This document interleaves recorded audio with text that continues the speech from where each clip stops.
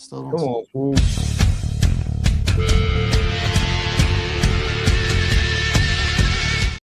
Look, where we'll go.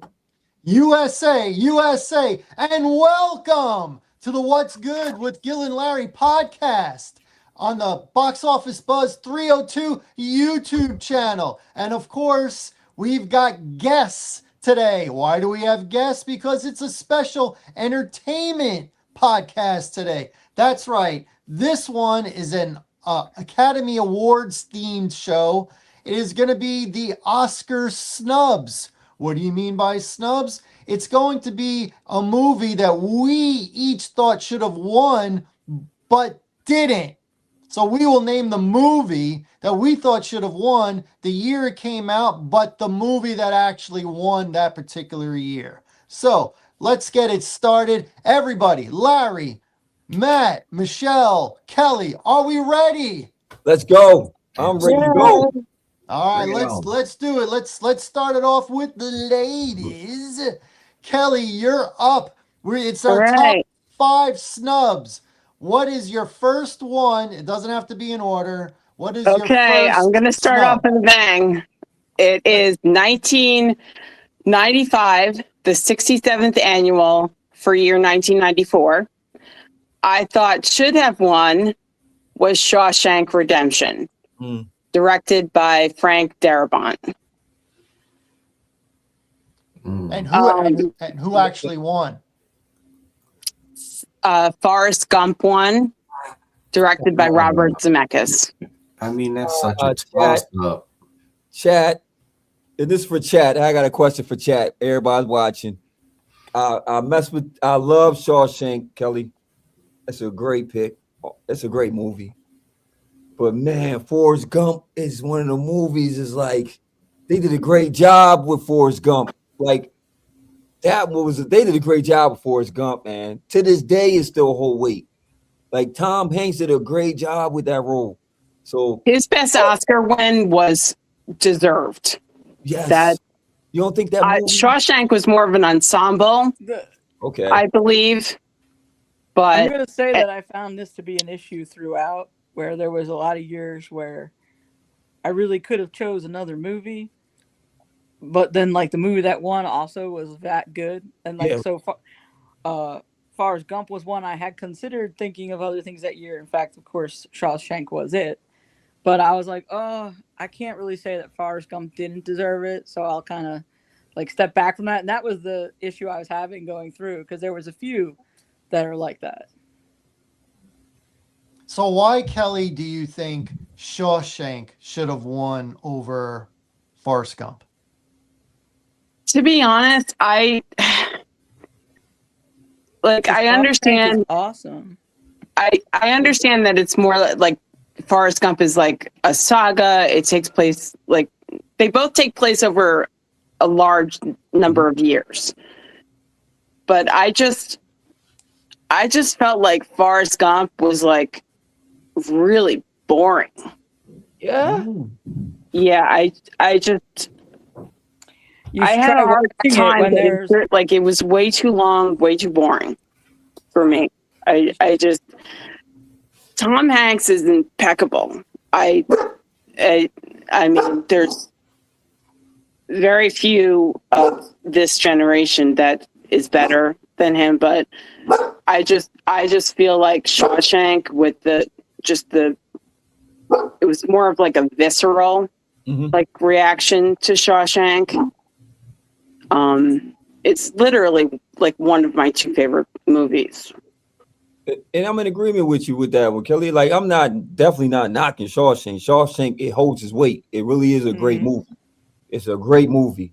I just felt like maybe because that for me personally, I'm a history buff, and just to see Forrest go through these moments in history where he didn't even know history was being made while he was running through these moments, and I just thought the story held its weight all the way through, and there was so many storylines within that movie beyond just the history part. There was so many storylines. That how a person who's considered not sharp or slightly off did way more than a person that's considered normal. And he just was kind of just going with life, But with the Shawshank though, it's like Andy Dupree's is like that's just a character that's just unmatched. You know, It's really, and my picks aren't necessarily I feel should have won. I don't think that the ones that did win shouldn't have won. I just thought, this is more of like my preference. I thought Shawshank was a better movie, in my opinion. I think for me, what I liked Forrest Gump, but I have to say they could have edited a little bit on that. It felt a little long. Like that whole scene where he's running, didn't he run for like 7 years? yeah, Or he something ran. like that. They Yeah. left stuff out because there was more things that he did in the book. So Yeah. imagine that.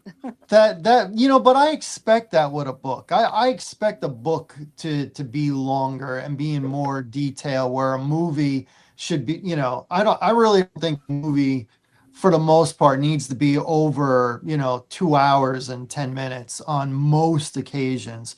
Forrest Gump was more than that. Just the running part, it was so unrealistic. And it was so long. Like I just and when he wiped his face and it was the happy face on there, I was like, a little not believable. Maybe a little more than a little not believable. That was probably my only gripe with it. I thought Jenny and Lieutenant Dan and Yeah. Bubba, Yeah. and She obviously doesn't Forrest. die in the book. Really Guy in the Yeah. book. interesting. So, I'm in agreement. I also would have preferred. I mean, they're both based on books, and they're both, I think, good at it. Well, not book. Shawshank is not a book. It's like a novella, right, Michelle? Short story novella. It's in one of the ones where he's got four stories in it. Okay. Oh, Just like okay. Stand By Me is like considered the same type of thing. All right, Michelle, you're up. All right. So my first one is from the films are 1941. The Oscars were held on February 26, 1942. And it was the 14th ever Oscars, Academy Awards. And it is Citizen Kane, which did not win. How Green Was My Valley won. How Green Was My Valley is kind of like, I've seen that a long time ago, but it's like a little boy, and I think there's a dog and a couple things involved. Very like family kind of movie, but like there's no question Citizen Kane should have won. Like Citizen Kane is why movies are the way they are today. There's things that were never done that were done in Citizen Kane. What's some examples? Some of the like when there's a scene and there's multiple things in it, but you're really focused on, so like my two hands here, you're really focused on the further hand and not this. That's more like in focus, but there's like so much going on in the scene and the way that they some of the editing things they did, and then but they also think that a lot of reasons it didn't win either was because of William Randolph Hearst took great offense to it, because he was kind of a little bit of the inspiration for part of the character. And so he was like kind of controlling like everything, like, no, you can't let this win, you can't do that. I mean, like, he was 25 years old when he wrote and directed that. Like, it's crazy. Man. Whoa. Man. And it was a great movie too. Mm-hmm.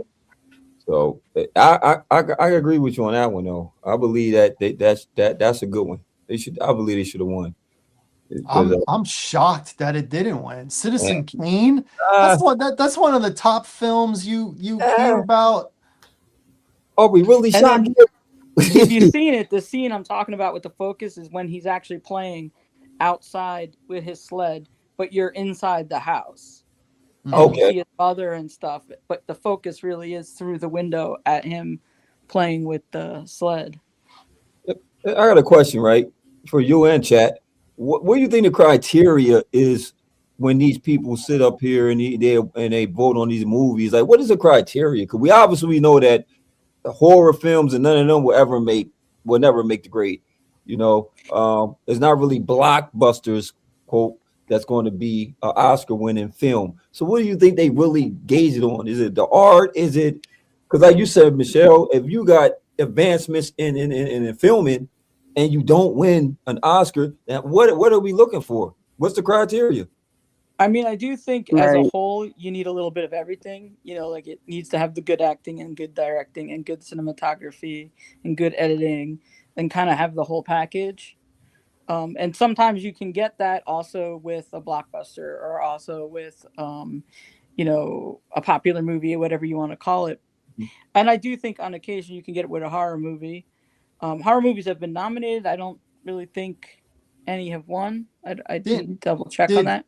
Did Psycho win? No, I don't think Psycho was nominated. Wow. But I know like Exorcist was nominated. Do you consider Silence of the Lambs a horror movie? I mean, personally, probably not, but I can understand. It's more like Psycho. It's definitely more of like a suspense thriller. Yeah. Even Psycho isn't technically horror, really, but like, you have that little weird thing there. But I just think as like you have that as a whole thing that needs to happen, and I think a lot of times that's not what happens. I hear you. All right. Citizen Kane. Good one. That's a good one. Yeah. So Larry, you're up, man. Your first one. I'm gonna jump in the rabbit hole in 1985, man. I was a little kid at this time. But I'm gonna go with who I thought should have won was A Color Purple. Steven Spielberg directed that movie, and can you believe it was 0 for 11 in nominations that year? 0 for 11. Wow. Out of Africa won that year. I'm just saying to this day, man, Color Purple holds its weight. And I ain't talking about the rendition. I ain't liked what they did, what they remade it. Some stuff, leave alone. Some stuff, exactly. If it's good, done right, just leave it alone. It just didn't weigh to the original with Whoopi Goldberg. Oh man, she gave a heck of a performance in that a movie. And Oprah Winfrey was young before she became Oprah, as we know, the billionaire Oprah. She a great role. Danny Glover, man. I mean, come on, man. Like that's an iconic piece, and I love the storyline with the sisters. Just the love of the sisters and how. She wasn't the prettiest girl and she was quiet and, just it was a lot of factors, man, in that movie that made it go. And then at the end, he had a heart, because he was the one actually sent for her sister to come away from Africa so they could reunite. And he make amends for just being a crazy piece of crap husband and just whatever he was. So I just thought that it held its weight. It was a great directed movie. And to be nominated 11 times and not get none. Okay. That was one of the ones I was going to choose, but I didn't go with it because I've actually never seen Out of Africa. So I'm like, well, I don't want to say something that I haven't seen. But I was reading some stuff and they talked about Out of Africa being like a very sweeping epic. And if something is a good epic, I can see how those things can sometimes get it. But I mean, I would need to see it, but I kind of feel like it won't change my mind that much because The Color Purple is like one of the best things ever. Yeah. Excellent. Good one, Larry. Thank you, All brother. right. So I do have mine in order from 5 to 1. And I also so you'll have the winner. And I may like a movie that was nominated over it. I may like 2 movies that were nominated over the actual winner. So this one is unique compared to my other 4, where this movie actually was not nominated for the Academy Award, but I thought it was the best movie that year. And I think there was another movie that was nominated that was better than the one that actually won. So, without further ado, very similar to Larry, this movie came out in 1985, and it's Mask, starring Cher and Eric Stoltz. That's a great movie, bro. That was my favorite movie of 1985. But again, the winner was Out of Africa. Now, I'm gonna also say what Michelle said. I never actually saw Out of Africa, but I know it stars Robert Redford Yup. and Meryl Streep. Meryl Streep. I seen that movie, man. No, sir. No, sir. I seen that movie. No, sir. I'm telling you, Michelle. No, sir. It does not outweigh Color Purple, and it definitely don't outweigh The Mask. I'm telling you, it don't. But y'all, I'll let y'all see it for yourself. I'm telling you, no, it does not change my opinion. They got it wrong that year. I'm sorry. Well, What's funny, I mean, Gil, I is thought it that- was messed up that Mask wasn't even nominated. Great performance. Yeah, I mean, Cher Mask is so wasn't even nominated. She was That's amazing. why they gave it to her for Yes, it was. Moonstruck, because they think they made up for something. Yeah, but there's no. Larry will tell you this. There's no making up for it in sports. Yeah. When a referee misses a call, and then shortly after that, the team that got screwed over, all of a sudden they get like a phantom call, and you'll hear the announcer say, Yep. "Oh, that was a makeup call from what happened before, what they didn't call or they should have called." There's no makeup calls. You missed it. You missed it. Right, exactly. You know, I like Moonstruck. Yeah. But it wasn't as good as Mask, and I didn't want to see Cher win the Academy Award for Moonstruck to make up for the fact that she wasn't even nominated for Mask. You know, that's mixing apples and oranges. It's not the same thing. You could to me. almost say that for Whoopi too, because I mean, not that she's not excellent in Ghost, but it's kind of like you didn't give her anything for Color Purple. Yeah, I agree. Like, yeah, she was good in Ghost, but that not as good she was in Color. It's basically just a rom-com. Yeah, And and I totally felt like it was a oops, we messed up kind of thing. Mhm. Yeah. And there's so much public backlash, and you know the Academy's afraid they won't get ratings because people won't watch because they'll think it's fixed, which it probably is. Yeah. But yeah. So I remember watching Mask with my mother. That scene at the end when she flips out. I mean, that was one take. You nailed it. Cut. Print. Let's move on, because that was It was funny so good. because So good. when you sent what we were doing, I was immediately telling Kelly, I'm like, why can't we do like actor snubs? Because I could spit those out real fast, and that was like the first thing I said. We could do it next year. Next year. We could do it next year. We're Don't doing go inside the dirt. movies this year, actors next year. That's fine. Right. Gonna need a category anyway. All right, Matt, you're up, brother. What is your number 5? In whatever order you want to do it, apparently. Yeah, I got mine 5-1. My number 5 actually is recent. I think they're all pretty recent. 2022. The one that I thought should have won was The Northman. What did win was Everything Everywhere All at Once, which a great movie, but I also feel like Robert Eggers can do no wrong, which is the director of The Northman. It was a bit long, but it needed to be that way to express the story from, birth to what he witnessed to getting his revenge and how that came about. And some of the shots cinematically were just chef's kiss. And the progression, like from boy to man, and then learning all the lessons and then coming back and then, fighting his uncle and all this. It was like the story was phenomenal and it was shot phenomenally, like a Robert Eggers film would be. And Everything Everywhere All at Once was great, but I just feel like because of Marvel, I was a little bit over the multiverse stuff at the time when I saw it.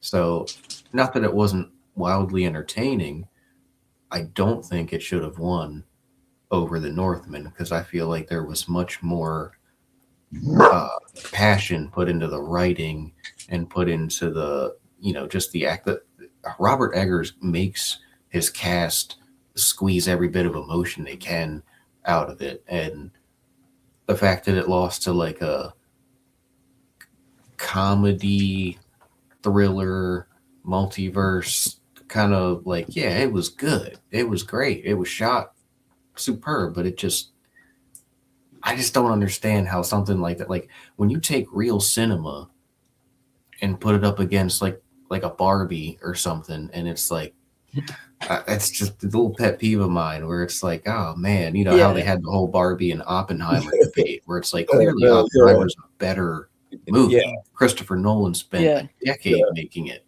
Yeah, I agree. And then Barbie, but I would say, in my personal opinion, and the Skarsgård family almost can do no wrong with what they do anyway.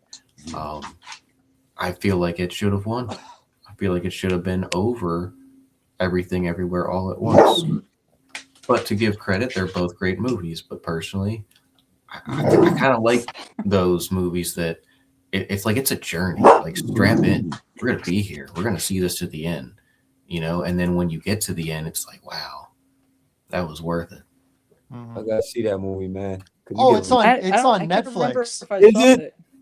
Oh, I got to see that, joint. Oh, it's good. Because I do North- try to see all the stuff, but I don't remember that one so I'm thinking maybe it's one of the ones I didn't get to. And you said it's good, Gil? Yeah. Oh, you It's one of those Skarsgårds guys. The one that played Tarzan. The one that played Tarzan with Alexander Skarsgård. Oh, okay, like the new version of Tarzan. Yeah. The new The Tarzan. True Blood one? The True Blood. The True Blood guy. Yeah. Oh, yeah, it's on Netflix. His brother was Pennywise. Yeah, his brother was Pennywise from It. Oh yeah, Pennywise. Yeah, he is the new Pennywise, yo. And you guys know his father too. Yeah, his father was in so much. His father's nominated this year. I got a question for Kelly and Michelle. I don't know if you've seen the Mac, but did y'all see Hamnet yet? Not yet. No, I have not. It's on Peacock. I wanted to ask your opinion. I think it just came onto Peacock, so I'll probably it just came out. It. I want you to get your opinion on it because and you too, Kelly, because it's heavy. What about me? I told you I don't think you're gonna like it, man. Well, now I'm gonna watch it. I'll probably watch it tonight. Yeah, you probably gonna like it. You probably gonna call and be like, I don't know. If I don't like it, I'll say I don't like it. You're not gonna like it. I'll say I don't like it. I like Song Song Blue. I like it, but Song Song Blue is easy to follow. Hamnet is kind of like not easy to follow, but you'll get it at the end because it's based on William Shakespeare. Okay. Are you happy now? Okay. And by the way, go ahead, Michelle. Go ahead. Well, I was gonna say I like Jessie Buckley, who's in that, and then I found out like she's nominated for actress and stuff. But then I found out a thing recently that's making me go, "Oh, I don't know if I can like you anymore." So apparently, when she was dating her husband, she told him he had to choose between her and his cats, and he chose her. What is she allergic to cats? She doesn't like cats or something. And I was kind of like, you can't do that. You can't tell somebody to choose between their pets and you. Especially having a pet. I have a whole bad taste in my mouth about her now. Yeah, but okay, she shouldn't do that. That's our opinion. But I blame him more.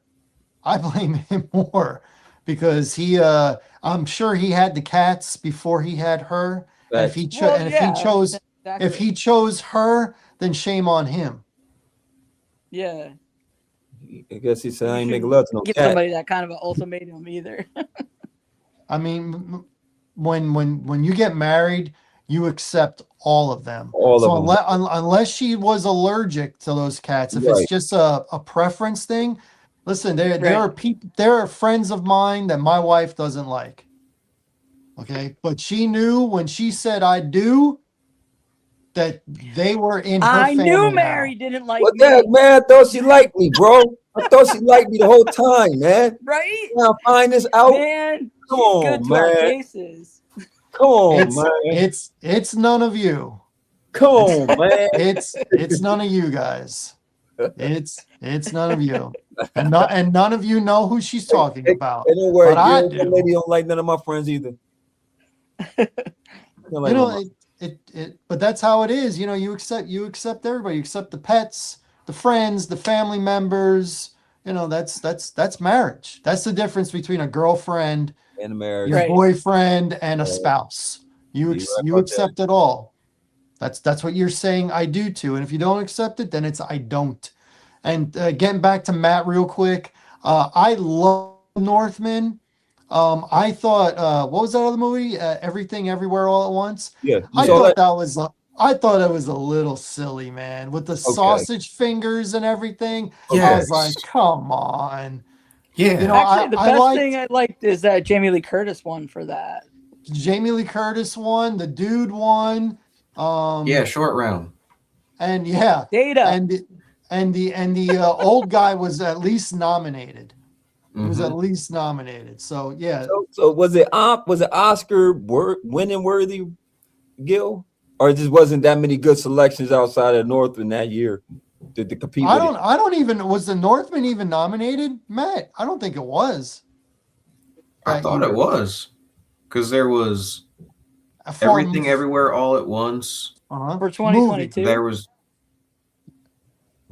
3, or maybe it was 2 for the 3-year. But there was Top Gun Maverick came out the same year, and Elvis, the Elvis movie. Oh my goodness, they didn't have too many bangers to go against it, man. That was okay. Well, they've been doing 10. They've been doing 10, usually 10 best pictures the last several years. Nominations. Well, this is also just, I think this might be just this category too.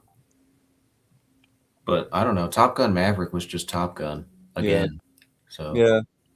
personally, I liked it, but it was just Top Gun again. Yeah. Let's buzz a control tower, train for a mission, complete the Yeah. mission. Same thing. Same movie. Did somebody die in this one? Did anybody die? Iceman, yeah, he died in it. Oh, Iceman. Okay, so yeah, same storyline. Okay, All right, I liked Top Gun Maverick. Let's move on. let's move on. Starting to get a little worked up here. Oh my Okay. goodness. Kelly, I liked it. Okay. Kelly, you're number 4 in whatever order. My next pick is the 2010 Oscars, the 82nd annual for 2009. My should have won is Precious, directed by Lee Daniels. Good movie. What did win was Hurt Locker, directed by Catherine Bigelow. Good movie. What happened to Michelle? I Did we lose mean- Michelle? Yeah, I don't know. Generally, like when you're dealing with something like war or the Holocaust or a saga like Lawrence of Arabia or something like that, that's gonna win. I mean, I'm not. Hurt Locker was great, and I love Jeremy Renner, and I'm glad that Catherine won, and I love her stuff. I loved Zero Dark 30, but I love that more than I loved Hurt Locker. Precious was just. I don't know what. Did you guys lose me? Yeah, we Yeah, lost you for like a minute. It was What? like I'm weird. sorry. All of a sudden, everything like went crazy. Yeah. But welcome back. Welcome back. Okay. So Michelle thought Precious should have won in 2009, I but agree with instead you. the Hurt Locker won. I agree with you on this one, Kelly. Okay. I agree with you. Yeah, I agree with mean, the heinous stuff that she had to survive. you. Yeah. And it's like she didn't, it's not like, I mean, you can quantify the ending as like a happy ending because she got out of it and she was living with the teacher and her wife or whatever, but she didn't. It wasn't a happy ending. Like that story could not have. It was just a survival. Like she just survived what happened to her. I mean, there's just. She went through an epic saga herself, and I think she lived horrors somewhat the same, but like apples and oranges, like you were saying, Gil. To if you compare what she went through to like going to war, combat. You know, she survived more than any one human should have to. It was heartbreaking. That is so. There are some movies that I'll say are great, but I can only watch them once. Yeah, because there are parts in it that it's just either too graphic or it just makes me so sad. And Precious was a one and done for me. When it was over, I said, wow, amazing. Probably will never watch it again. Right. So It's a hard watch. It's a hard watch. It's a very hard watch. Matt, did you see Precious? Oh, I did man. not. Well, you don't know what you're missing, Matt. You got to see it one time, Matt. Good. I mean, you're missing someone who lived a very hard life. Yeah. Very, very unfortunate and hard life. Not fair. Not fair. But it's a good film. I recommend watching it, but only once. Right. I'm just being me, just being honest. All right, Michelle, you're number 4. Okay. So my next one is a 1980 film from the 53rd Academy Awards, which were aired or happened on March 31st, 1981. And it's The Elephant Man, which did not win, but Ordinary People did.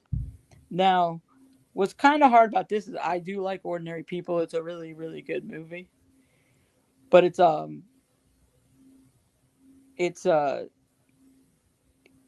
there's a lot of stuff with it that I think, like, you know, did they let it win because it's about suicide? Did they let it win because Robert Redford directed it? Did they let it? It was a lot of like, it was kind of there to almost like a comfort film in a way. Like, oh, this is candy. We can give this that, no problem. Whereas Elephant Man, like, is just exquisite. It's shot beautifully.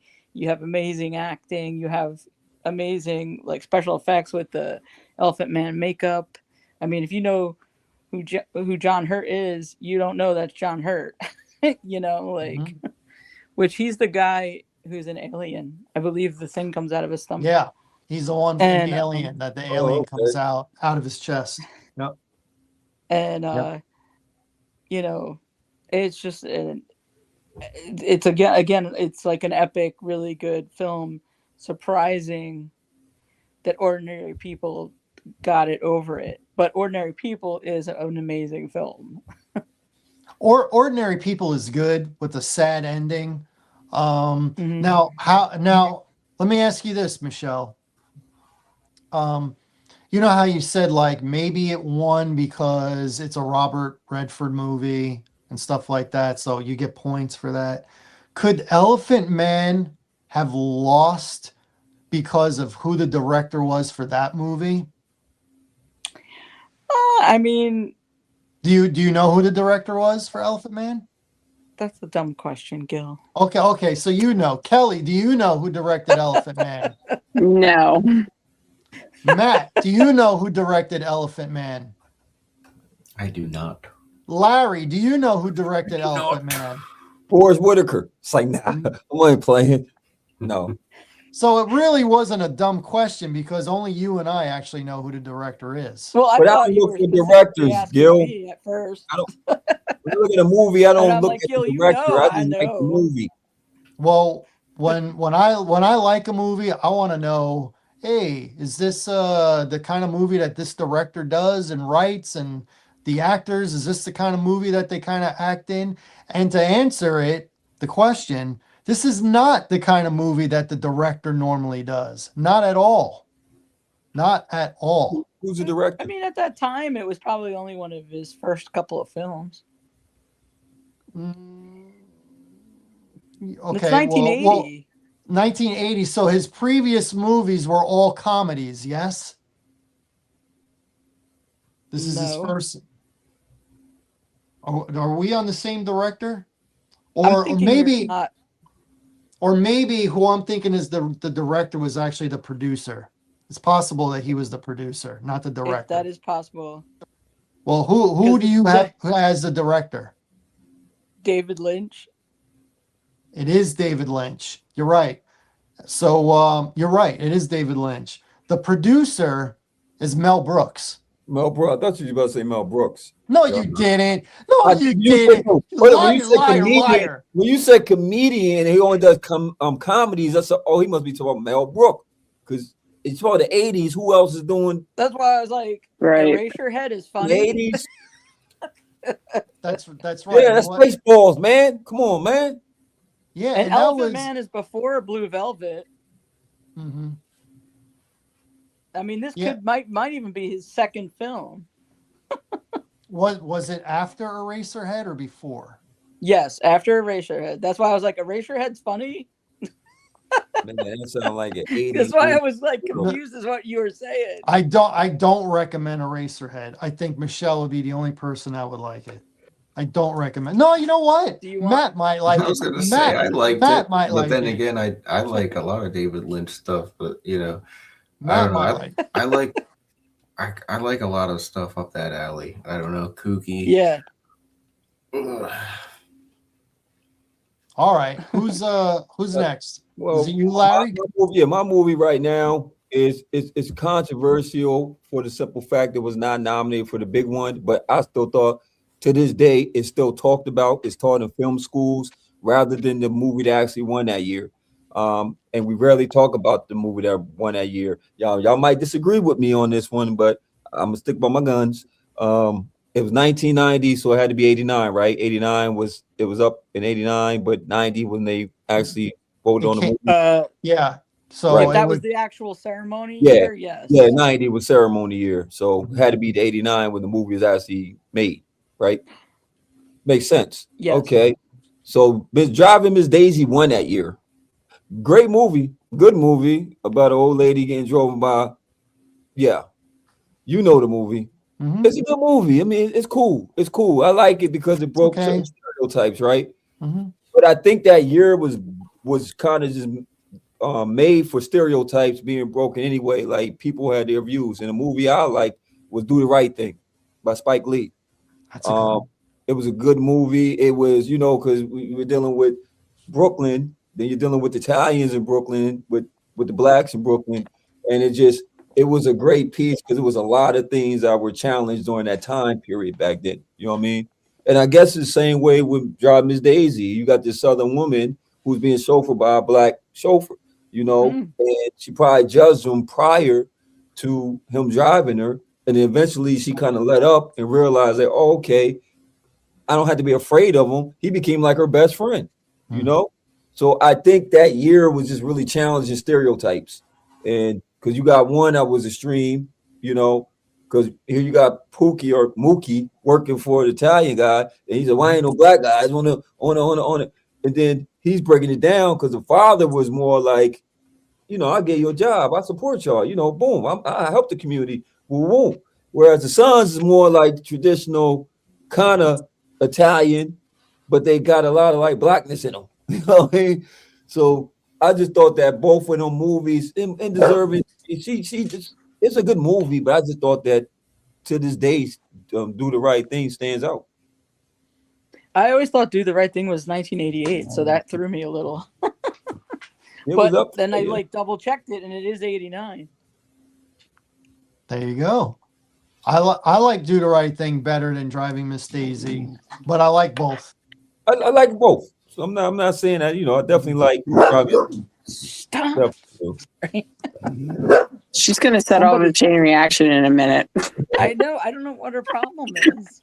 It's Roxy, too. It's probably attention. All right, I'm up.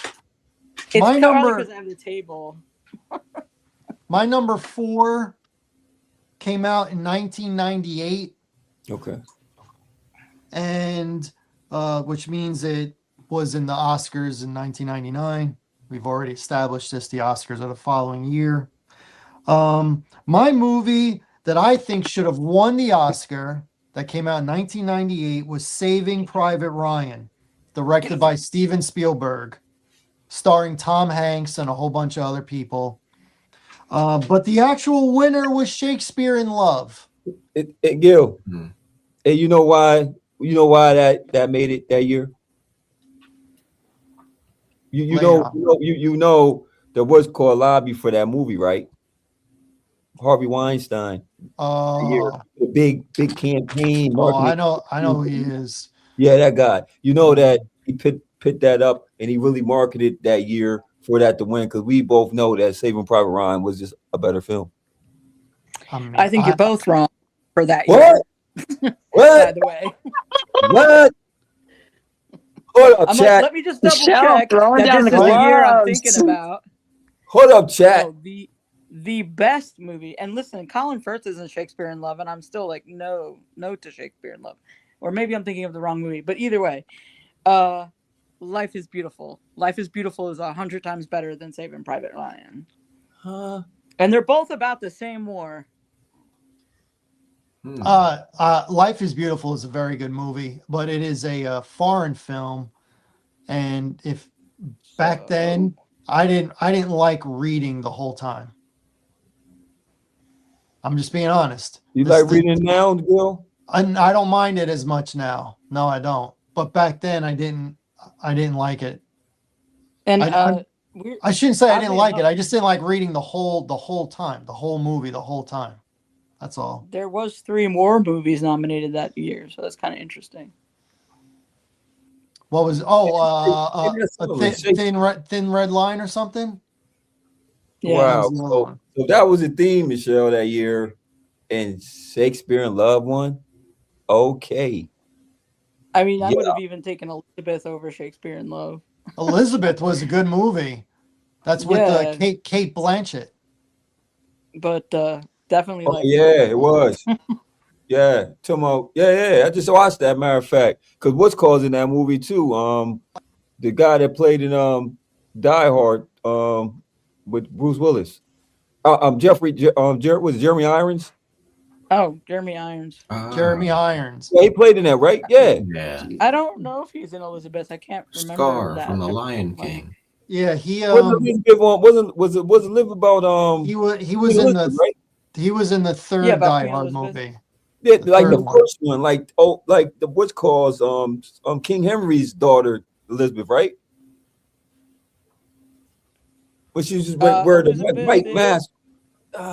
It's back in them old days in England, right? Yeah. Yes. Yeah, I Yes. know he was in there. He was the naval officer that was like she took a vow to God, so she couldn't marry no man, so she made a vow to God, and he was like the closest she was ever going to get to a man. I Yes, think so. I haven't seen Elizabeth in a long time. Yeah, I haven't seen it since it came out that year. Yep. And then they make a part 2 to it I ain't see it part 10 two. years later or something like that. Oh, I don't know. Really? I think they did. I just watched the one you talking about just literally like the other day, and it's a good movie because once again it's history, and I like history. So, Yeah. yep. It was a good movie. So yeah, Shakespeare in Love, I wasn't feeling it. I can't even say like, oh, at least it was good. Like it wasn't my kind of movie. No, It sir. wasn't. But No. back then, I had a crush on Gwyneth Paltrow, so I was like, well, I'm gonna see it. Yeah. I'm gonna see it. But Yeah. yeah, definitely, Saving Private Ryan, I thought, and I do like Life is Beautiful too. I do like that. I like the whole premise of that movie where the father is convincing his son that they're all playing a game. That's not the Holocaust. That we're all just playing a game. I thought that was fantastic. when Kelly was talking about Precious being like heartbreaking, I feel like Life is Beautiful is like that. Like, is so heartbreaking but so good. I haven't seen it in a while. I don't remember it being like super heartbreaking, other than it was, again, during the Holocaust. That was the setting. To me, heartbreaking is the boy in the striped pajamas. That was Oh my God. that was heartbreaking.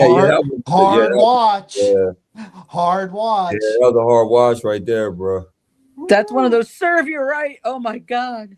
Yeah, Like you have like conflicting feelings there. yeah, that was rough one right there, man. And it was his boy, little kid. Did any of y'all see Sophie's Choice? Yes. Try watching Sophie's Choice. That Yep. was a one watch for me.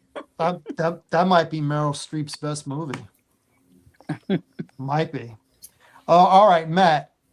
Your number 4. My number 4 is funny that we're on the topic of tear jerkers. Because if you would like to get in touch with your feelings, go on an emotional journey, an unexpected one, mind you, go ahead and roll out an award that he didn't win for Nicolas Cage in the movie Pig. That is the movie that I thought should have won. Let's see, 2021. What did win actually was King Richard, the Will Smith movie. Oh, the King's. Oh, yeah, that's a good movie. Which, I'll be honest, I didn't see King Richard. You didn't see King Richard? I haven't seen that yet. It's a good movie, man. Other movies. I gotta see Pig. The other one was Tick, Tick, Boom with Andrew Garfield, which I did like. I really liked that movie. It was fun. So I watched this movie on a whim with my buddy one night because we were just scrolling to try to find something to watch. And we have a thing for Nicolas Cage and his wacky movies he's been doing, like Color Out of Space and Mom and Dad, Mandy, and Willy's Wonderland, like all his crazy movies he's come out with. So we see this, and basically the description is, a chef, has to deal with his past when someone steals his truffle pig. That's the whole premise of the movie. And even if you look it up, that's really all it says. The movie starts up, someone stealing his pig and him like trying to go find it. But then it really doesn't have anything to do with the pig after that. I mean, it does. And, the whole movie is based off of it, but the movie is more like an emotional journey with how he is coming to grips with like the loss of his wife and, dealing with somebody else who's also dealing with loss. How it comes full circle is like his acting is crazy. King Richard didn't win that year. It didn't? No, Coda did. Coda. Oh, my thing says the award went to King Richard. Coda. I think only Will Smith won for King Richard. Yeah. Oh, just him, not the movie? Yeah. Okay. Yeah, that was the Oscar year, man. Well, I might be playing fast and heard around the world. Yeah. Oh, was it the same year? Playing fast and loose with the guidelines here, but honestly, that movie's insane. Like, it is so much more than you think it's going to be going in, and I have to recommend it to everybody because I could go, like, I'd have to watch it again and go in depth, but I just remember watching that movie and then sitting there and just being like, I don't really like this feeling that I had. Like, it made you feel like it was crazy. And it's, when you think about a pig and Nicolas Cage, you don't think anything. And right. We totally were expecting a wacky comedy. And like, we both at the end of that movie were like, bro, are you good? Are you okay? That is what I would have chosen, whether it was for a best actor or a best, dramatic film.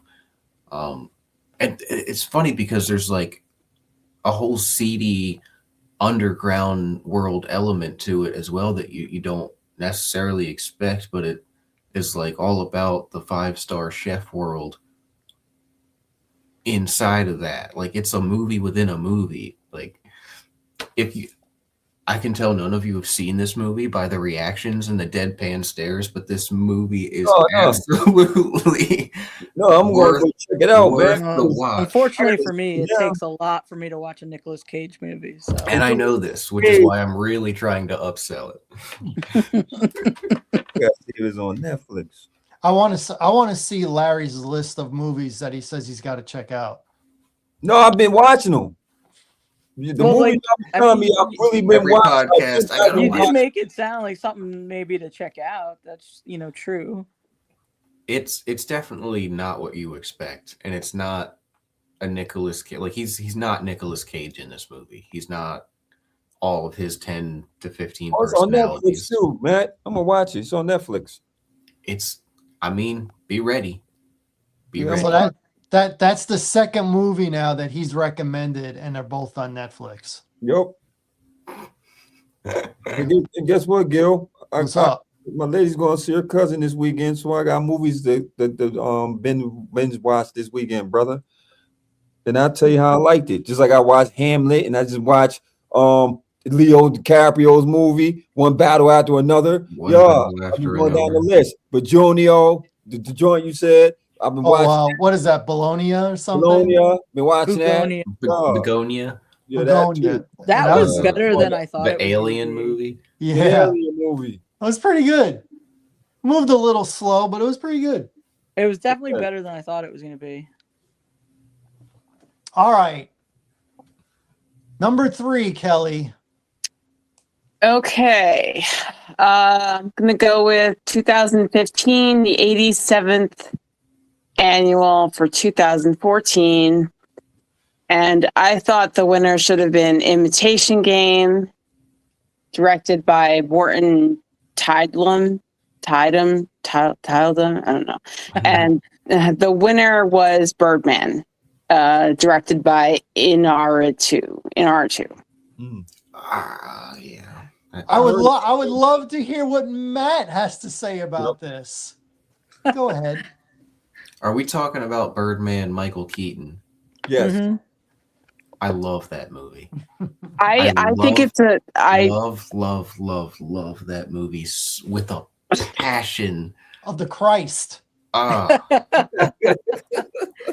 way you said that he and I know that there were 7 actual cuts in that movie. There were 7 cuts in the movie. They made it look like 1. But how do you shoot? The planning would take years. Sorry. No, go ahead. I just had to see what else was nominated, and I'm like, you chose Imitation Game? I did. What else was there? I'm surprised coming from Kelly that it was not Grand Budapest Hotel. I like Grand Budapest Hotel. That was a good movie. Was phenomenal that was a really good movie. That was a good movie. And I don't particularly care for Wes Anderson, but that was a good movie. I like the Grand Budapest Hotel. That was I was good. like a little shocked there for a second. Sorry about that. The Imitation Game, is that Benedict Cumberbatch movie? Yes. He's the mathematician that leads the code breakers that breaks the Nazi radio transmissions. Okay. They break the codes that they're speaking in so they can figure out what they're saying. Yeah. And he also has struggled with who he is personally. And it's based on Alan Turing's life. And he actually ended up committing suicide. And in real life? I just feel like when you're dealing with what happened in World War II, it's just hard to beat. It's such a sensitive subject. Yeah. All the way around the border. Yeah. That's a messy war right there. Yeah, that's the war. that's Yeah. that's the one that the most movies are made about. Yeah. But yo, that what's called vicious too though, Gil. World War One, the trenches. Man, that was a messy war, man. Yeah, I mean they're all messy. They're all messy, but They're all yeah. messy. Not in this country. Nothing was messier than the Civil War. Yeah, you ain't lying about that. They still Well, got some soldiers walking them fields down there, man. You walk that night. a lot more Americans died in that war than any other war because it was just Americans. Yeah. But Um, Man, they said it's some hauntings going down there in Virginia, man. I'm not talking about Virginia, okay? Because I have a mutual friend with Matt. I'm not talking about. I literally, Virginia. as soon as you said Virginia, I was like, "Oh God, I just got goosebumps." Yeah, I'm not talking about Virginia. By the way, if you ever drive through Virginia, do not get pulled over. Oh yeah. That is I've the been worst there, done drive that. ever. Yep, hit the cruise control, go in the Yes. slow lane. Don't get pulled over. Don't get pulled over. I won't make it back home. You might make it back home, but guess what? You coming back to Virginia real quick. Yeah. Real quick. Oh man. Yeah. So we'll move on from that one. Kelly, Yes. good one. Good one, Michelle, Kelly. you're up. You're number 3. Okay. The film is from 1995, the 68th Academy Awards that happened on March 25th, 1996. And it is Sense and Sensibility. Mm-hmm.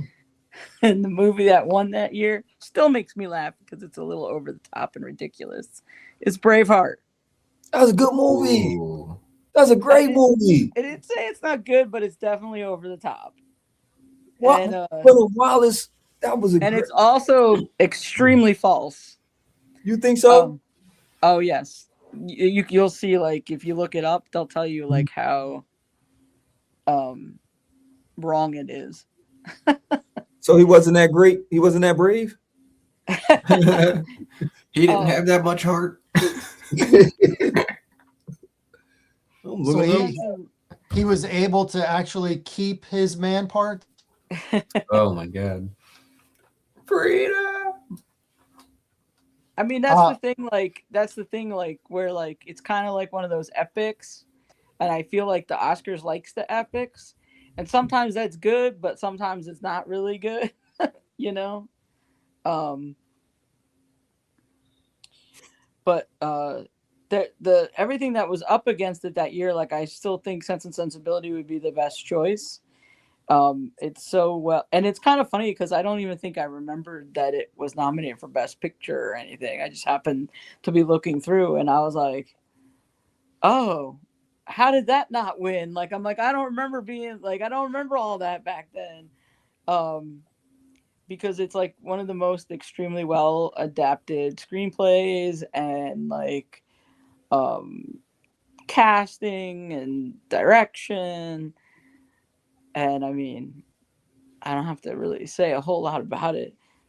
Like it's just it's an excellent film. And then if you like I think Larry will like it because it is kind of sort of, even though it's not like history, it is like a period piece and certain things like that. Oh, So yeah. you might like I like that. You know.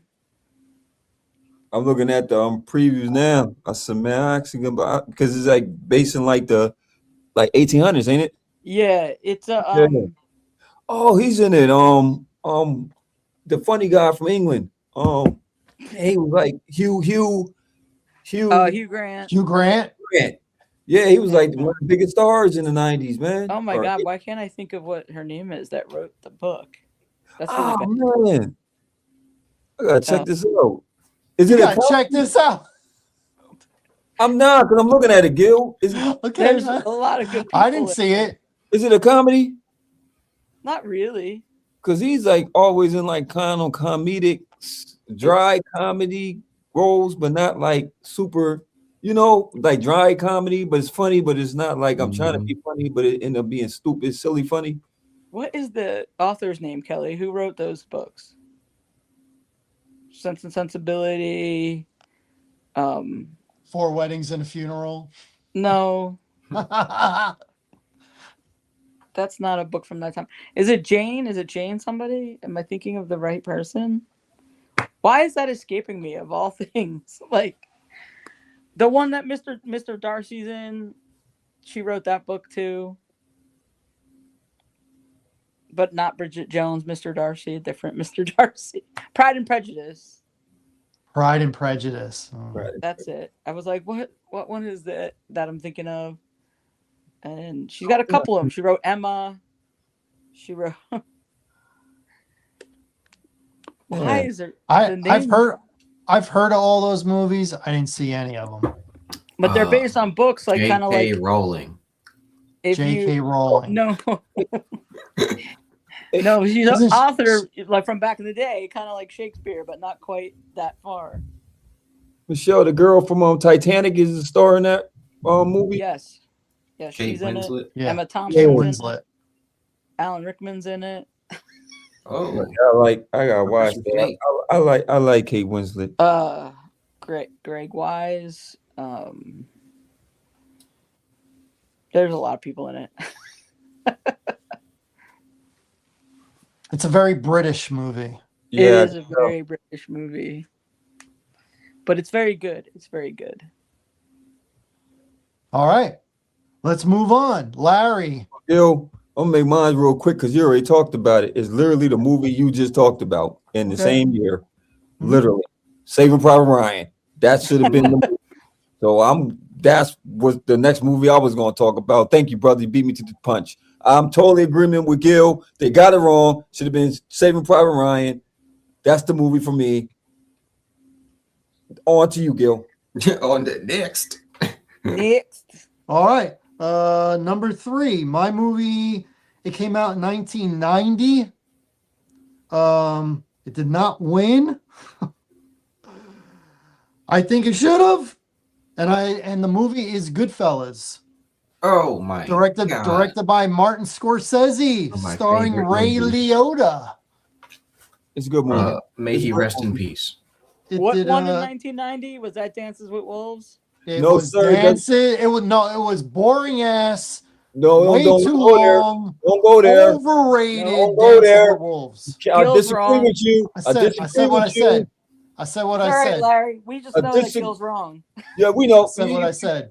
You know, Michelle. You're wrong, And Gil. I love Goodfellas, but I will not give it over Dances with deserved to Wolves. win that year, Gil.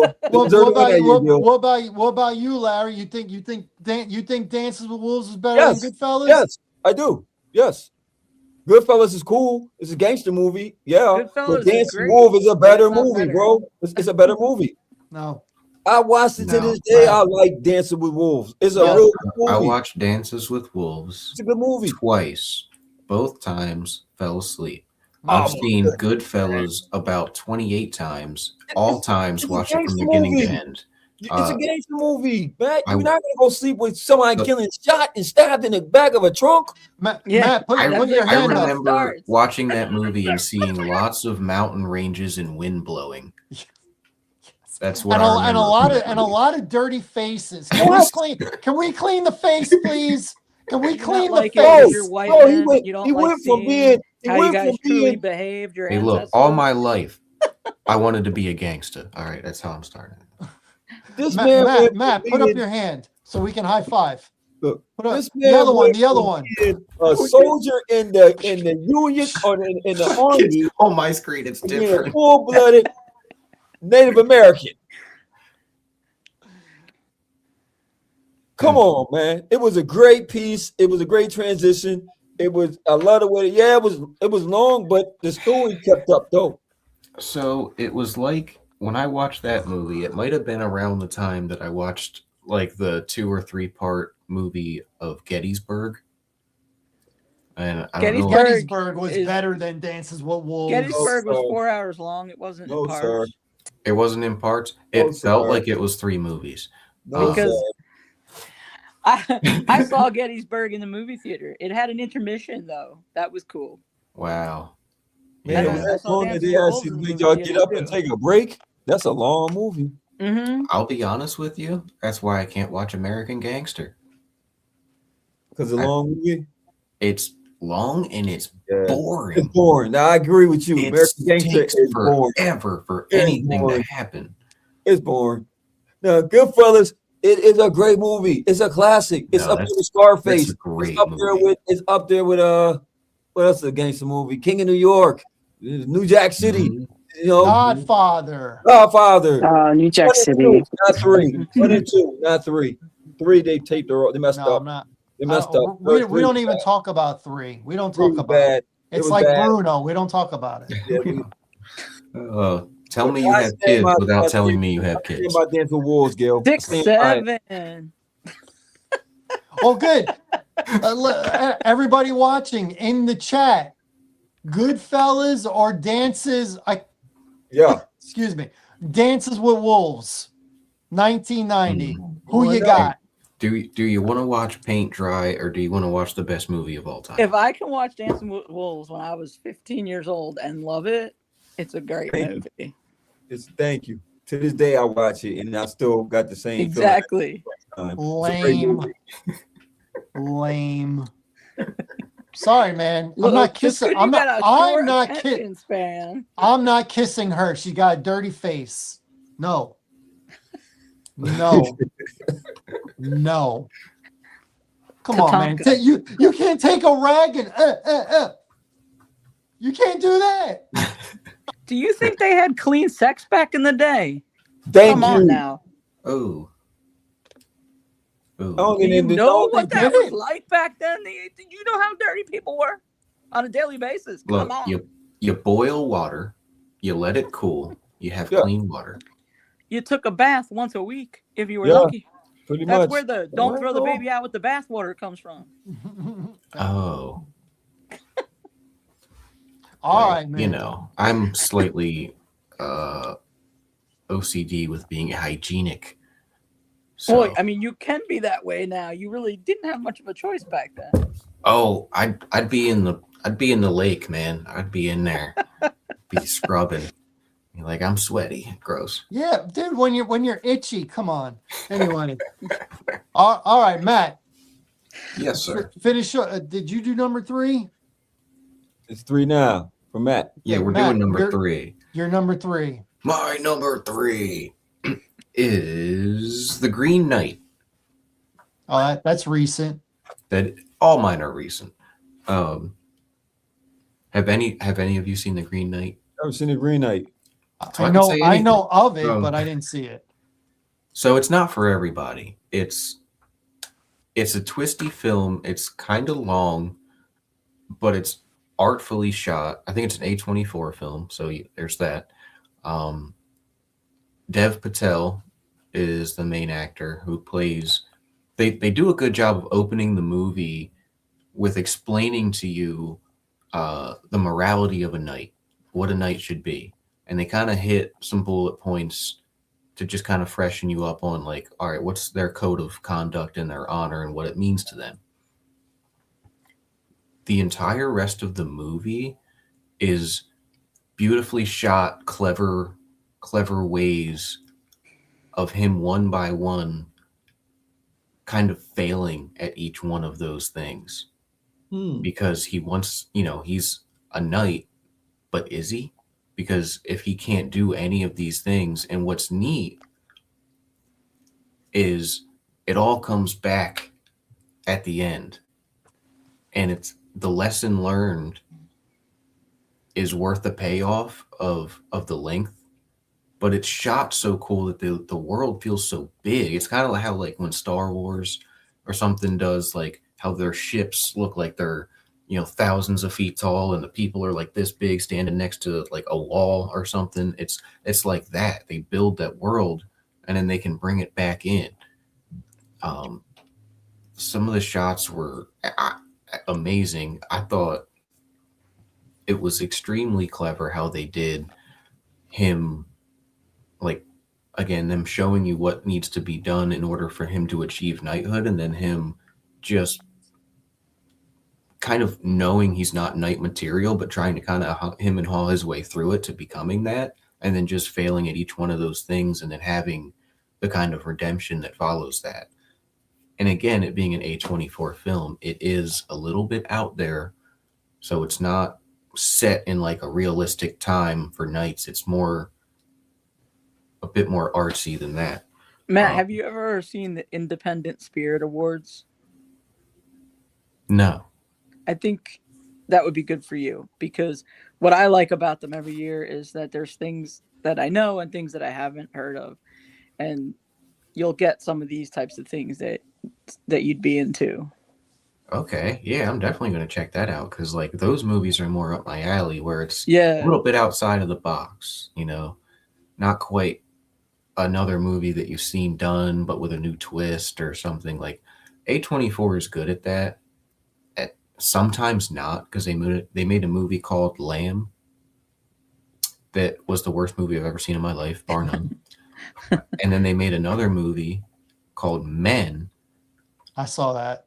That was not as bad as Lamb, but not good in really any way. And that's the chick from that's nominated for the Academy Award this year. Mm-hmm. Yeah.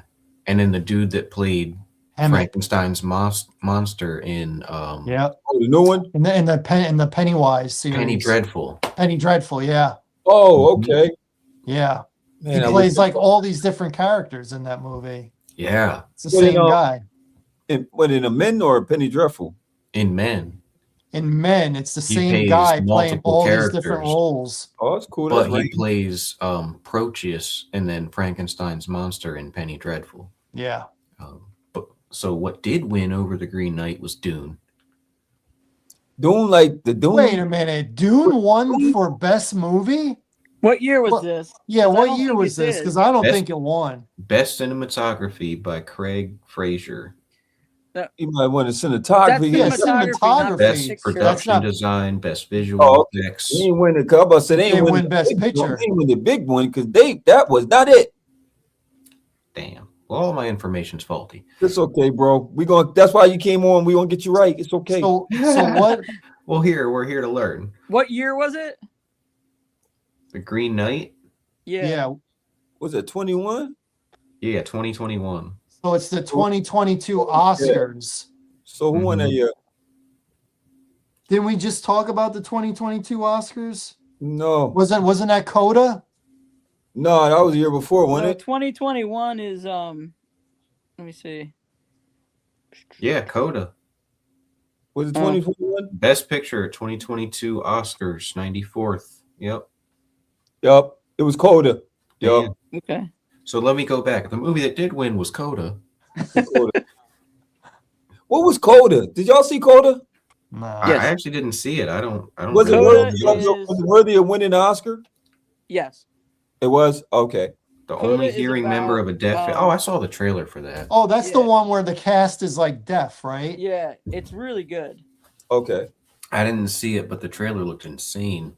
It looked really like it was like somebody put a lot. Like the whole family's into deaf, that but one. their one kid isn't. I believe is the case. Mhm. Oh yeah. Cause that was a year we did the Oscars that year, right? And we was talking about the movies. We might have. Might have been the year. It was that year. We did the full one, right? Yep. Where we did. The 10. No, I don't think so. It was, bro. Because I remember that. I don't think so because Nomadland was on there that year. I don't think so because we started the podcast less than a month before I got married, and I got married in 2023. And you were all there. I was there. I don't know how we talk about these movies, man, because I'm telling you. Great ceremony and even better food. I thank you. There you go. I wouldn't know because I didn't eat anything. Yeah, you was too. You didn't eat? That food was amazing. Not a morsel. He was just of drinking.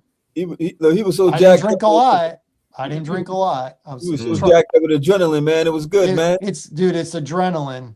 You're trying to socialize and dance and give everybody your time, and then 4 hours goes by like that. Anyway, no one wants to hear about that. But all right, so we're back to Kelly. We're down to 2. Yeah. What is your number 2? Okay. My next pick is for 2017, the 89th annual for 2016 movies. The one that I actually have two for this year that should have won. This was the year of the controversy. Yep. And I felt that anything other than La La Land or Moonlight should have won. But Moonlight won. But I thought Lion or Hell or High Water should have took it. Mm-hmm. So which one you picking? What? Which one are you gonna pick? We're not doing ties. She picks Hell or High Water because it's great. I'm gonna say Lion because Oh. I'm just as much as it's Chris Pine and And Ben Michelle, you know what I'm talking about. Ben Foster. You can't go wrong with Ben And Foster. as much as it is a fantastic movie, I'm just gonna have to go with Lion because it's just such an amazing story. It follows Saru, who got separated from his family as they were leaving India, trying to get out of India or something. Was that the country, Michelle? Yeah, I think so. He was very young and he ended up getting separated from them, and he was eventually adopted by an Australian white couple. And the movie is basically his journey to find his family and reunite with them. It was quite emotional. It was, if you haven't seen it, I highly recommend it. It's worth the watch. Lion. Yeah, it has actually Dev Patel in it, plays Saru, and Nicole Kidman is his mom. Dang. All right. Wow. All right. So I got to see Pig, and I got to see Lion. You got to watch those animals. Wow. Okay. All right, Michelle, you're number 2. So the movies are from 1997. And it's the 70th Academy Awards that happened on March 23rd, 1998. The movie that won, that so terribly should not have won. And pretty much, I think I would have been happy with anything but this winning, was Titanic. What? The way I chose my movies, I stuck with what was nominated. I didn't even decide to go outside of that box. So my choice against Titanic is LA Confidential. Against Titanic? Yes, 100%. I would also have picked even Boogie Nights over Titanic when Boogie Nights was nominated. Come on with Wahlberg. However, there was You a know movie, exactly what she's talking about. there was a movie when we first said what this was we were going to do that I always remembered, and I actually didn't realize which year it was from. I knew it was from the 90s. I didn't realize it was from this year, so that made me a little more happy.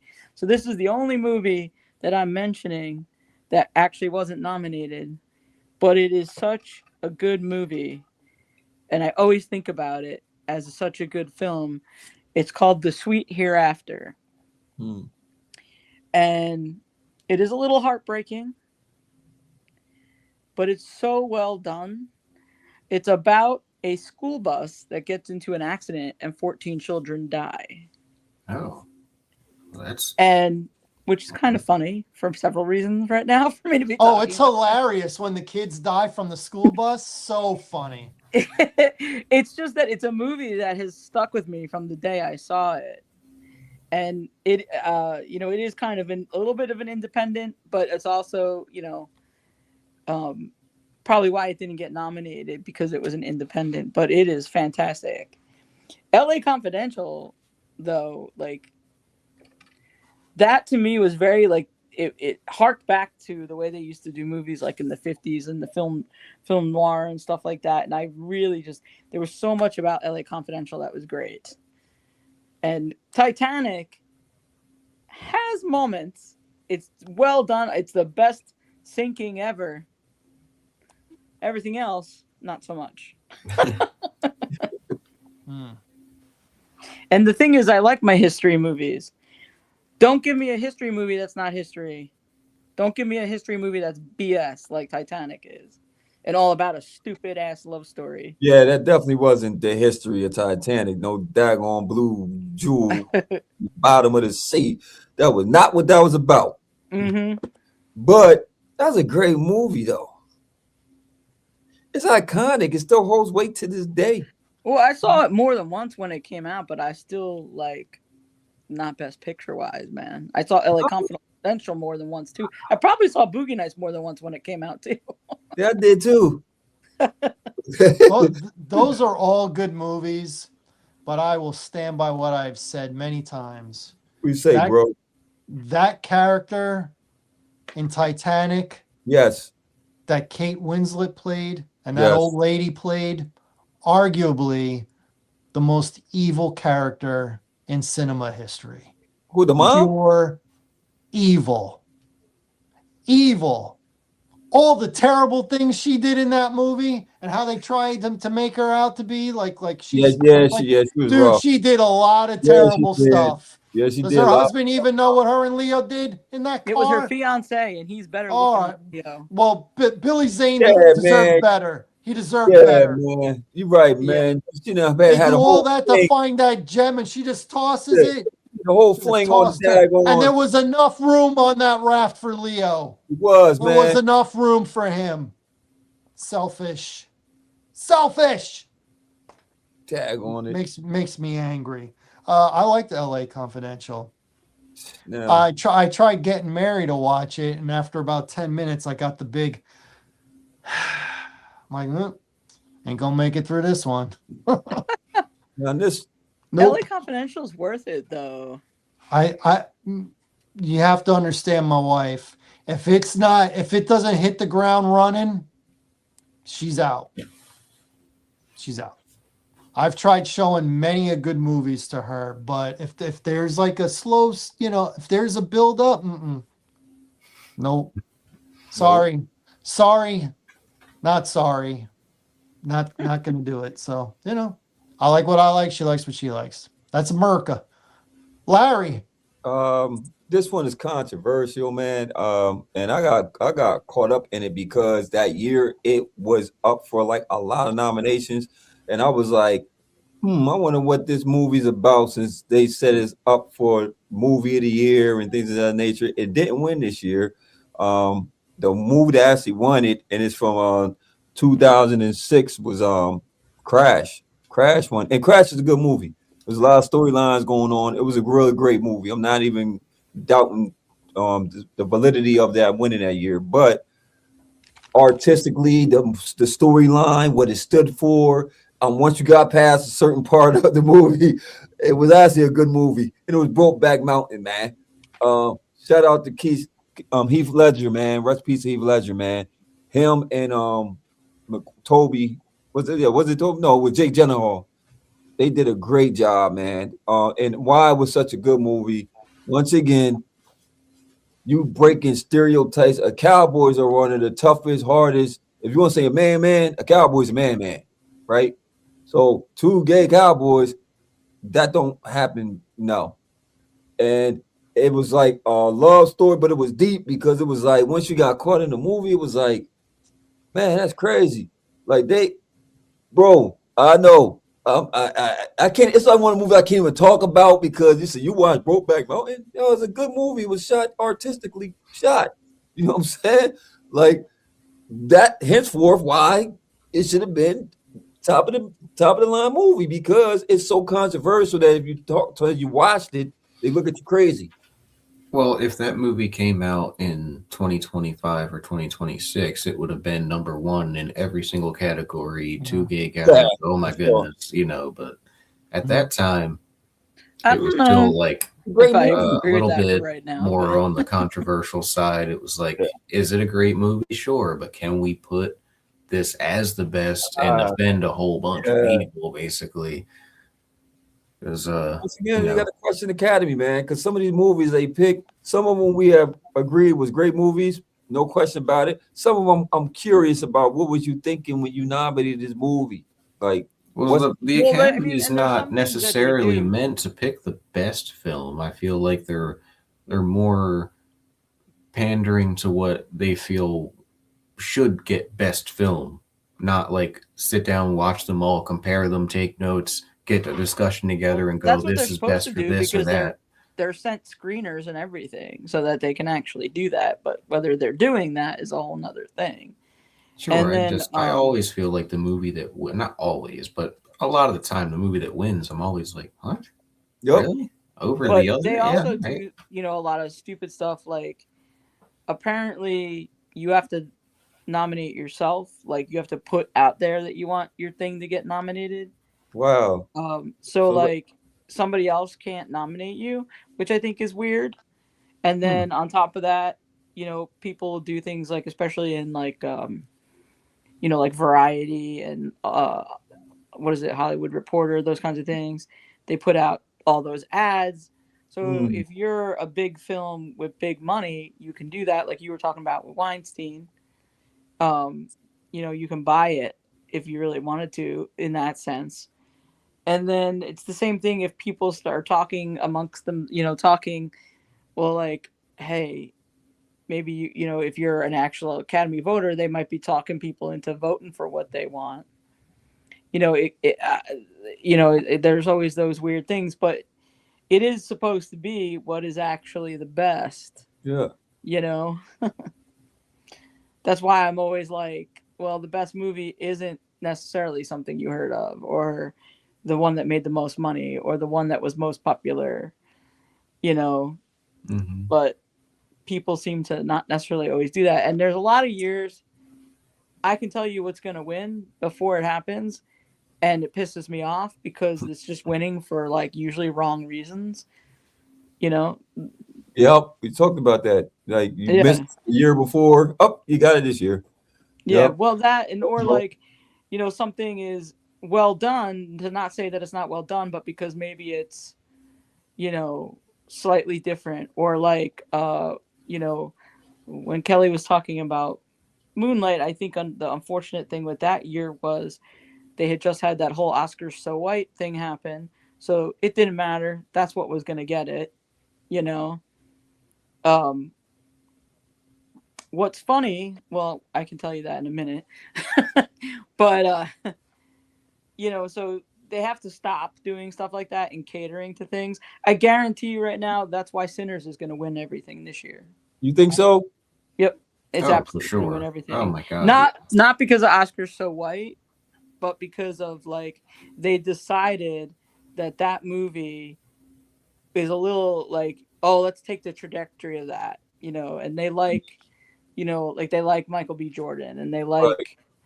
and then like, oh, I mean, I guess in some ways for them it doesn't hurt that it's a black movie, and then it's also a vampire movie.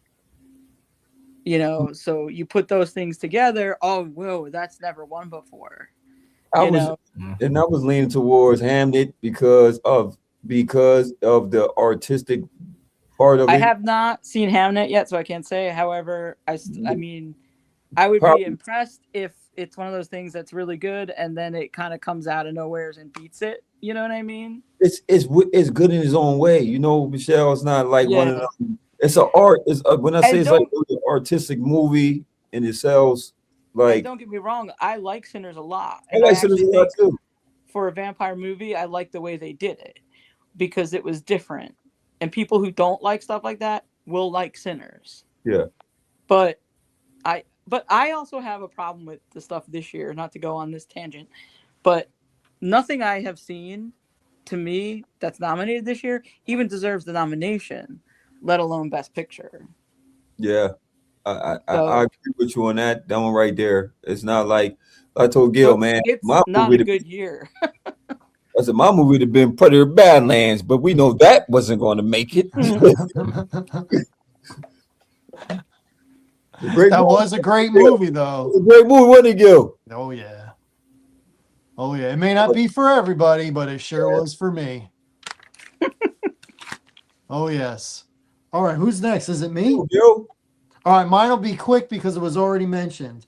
My number 2, Oh no, wait a minute. No, my number one was already mentioned. My number two was not mentioned. All right, my number two came out in 1946. I know where you're going. I bet you do. The movie that I think should have won, and it is like in the top 10 of my favorite movies, and it is, whether you consider it a Christmas movie or not, it's my favorite Christmas movie. It's a Wonderful Life, starring James Stewart and Great. Donna Reed. I believe should have won the Academy Award. However, the winner was The Best Years of Our Lives. Not only did that movie win, but the guy who starred in that movie beat James Stewart, or Jimmy Stewart, as we like to say, for a lead actor as well. Michelle, you saw the one that won the movie. You saw the one that won.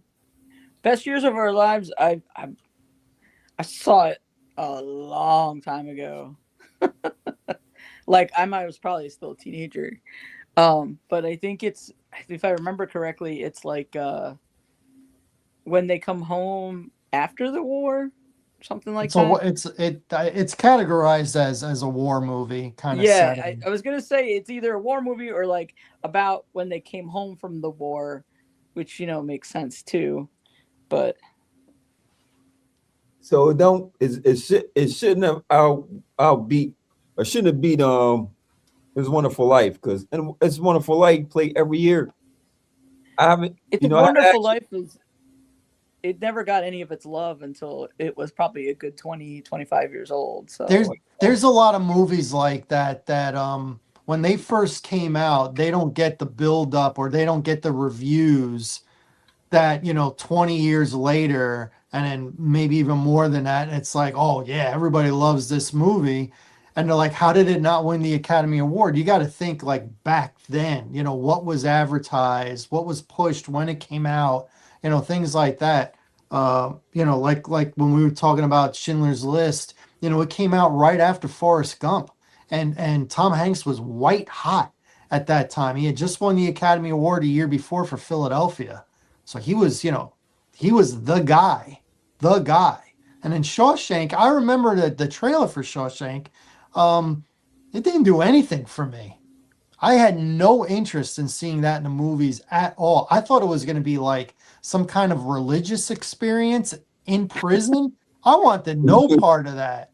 Nope. Because I remember in the trailer for it, they kept showing what's his name? Tim Robbins, when he gets out, when he sneaks out and he takes off his shirt and he puts his hands up and he's looking up to the sky. Like I took that as, like he was like that was like a religious moment.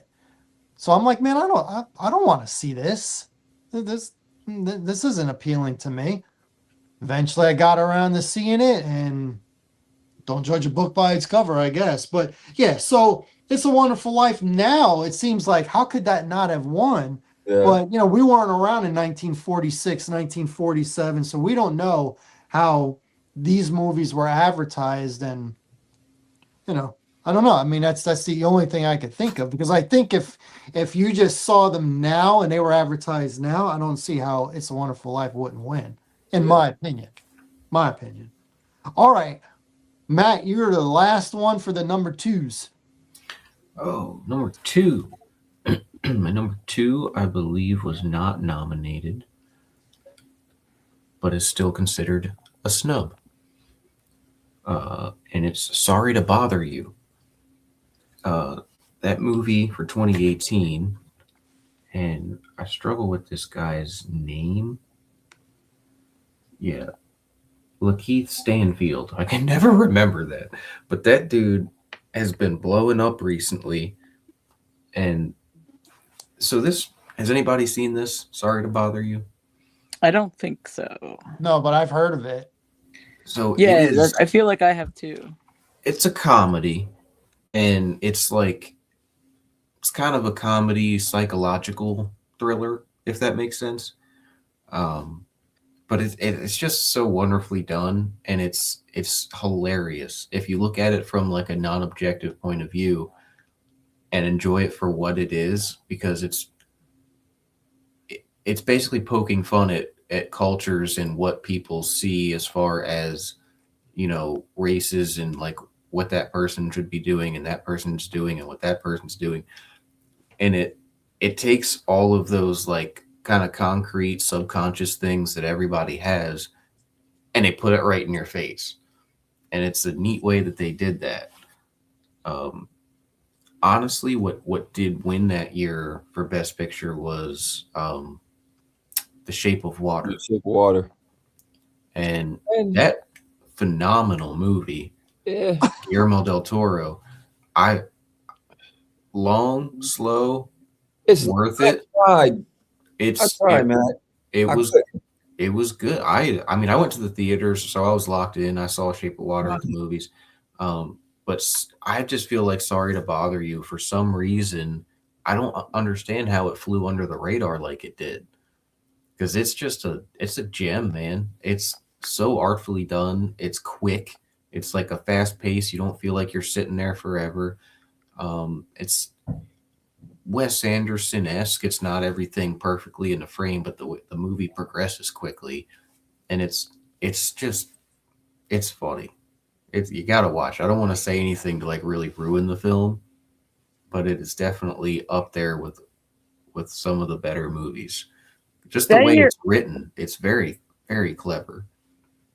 That year was really, the nominees were really off the charts. That was the year I think they actually got it right as far as the nominees were concerned, because I loved Three Billboards Outside of Ebbing, Missouri. Very good. Mm-hmm. I mean, I'm like, that's going on my list first because I think that should have won. But then when you put it up against the other nominees, Shape of Water was phenomenal. Get Out. Darkest Hour. Darkest Hour was. Dunkirk was that year. The Dunkirk was a good one. So this was 2019 movies. I think it was 2018. 2019 Oscars. 2018. Sorry. So Matt, I just looked this up for you because I was like, I'm gonna do this. Mm-hmm. Sorry to Bother You won the Independent Spirit Award for Best First Feature. Again, you need to watch the Independent Spirit Awards. I do. Apparently, I like these movies. I'm like, I need to look up if it won any Independent Spirit Awards. And That's there hilarious. You go. That's funny. So I I love watching them because, like I said, there's some stuff I already have known about, but there's always at least one movie that I'm like, what is this? And then you find these things that you can watch that you're like, wow. Dang. I wonder if I could go on there and find a list of the movies that were mentioned in the awards and just start watching them. Yeah, right. There you go. There it is. All right. Before we go to number one, if you have any honorable mentions, do the honorable mentions.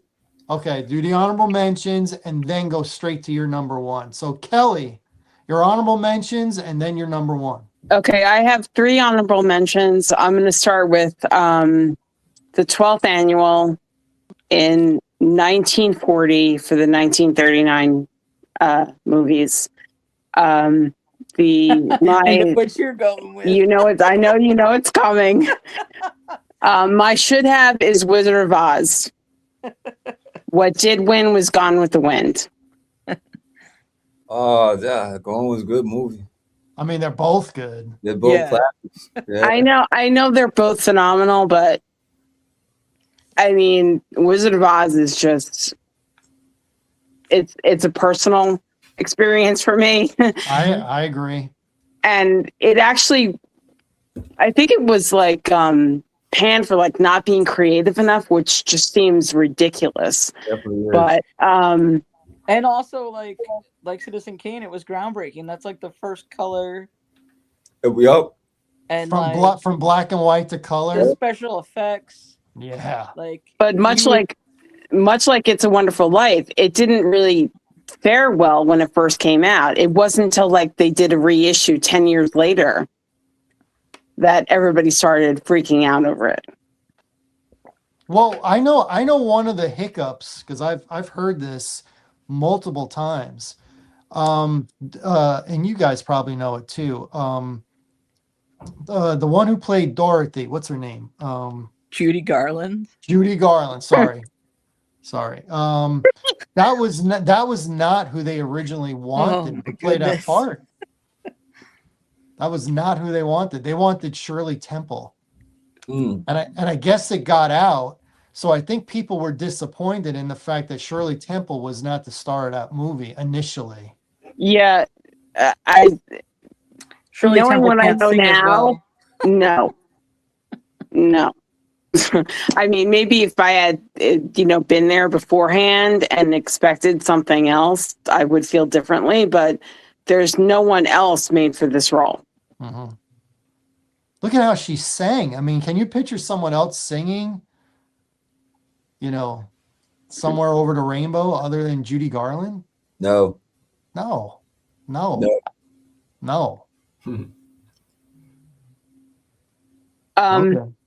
My next honorable mention is 1962, the 35th annual for 1961 movies. I know what you're doing here too. Mm-hmm. God, do you have to be such a film student? My should have is To Kill a Mockingbird. And the winner was Lawrence of Arabia. Again, both phenomenal movies. I just think, first of all, it's my favorite book ever. Second of all, I just think that the subject matter, as the civil rights were on the horizon and and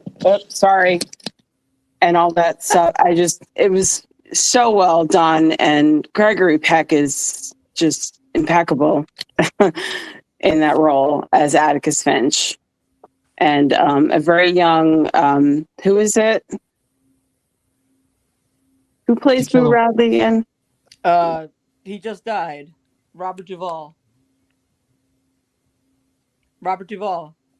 Okay, yeah, that's what I thought. Okay.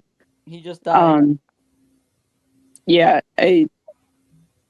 it's one of the best adaptations from book to screen ever.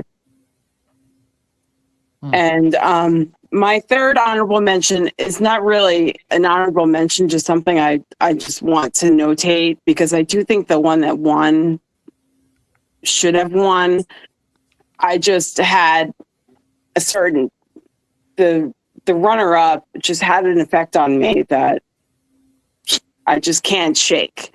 It's the 93rd annual in 2001 for 2020. Nomadland won, but The Father was an exceptional movie. It was the relationship between a daughter and her aging father who has Alzheimer's, played by Anthony Hopkins. And Olivia Colman played the daughter. And the director made you feel like you had Alzheimer's. The way he shot it, you're constantly like, what is going on here? What time period are we in? Why does the kitchen look different? It really is so well done.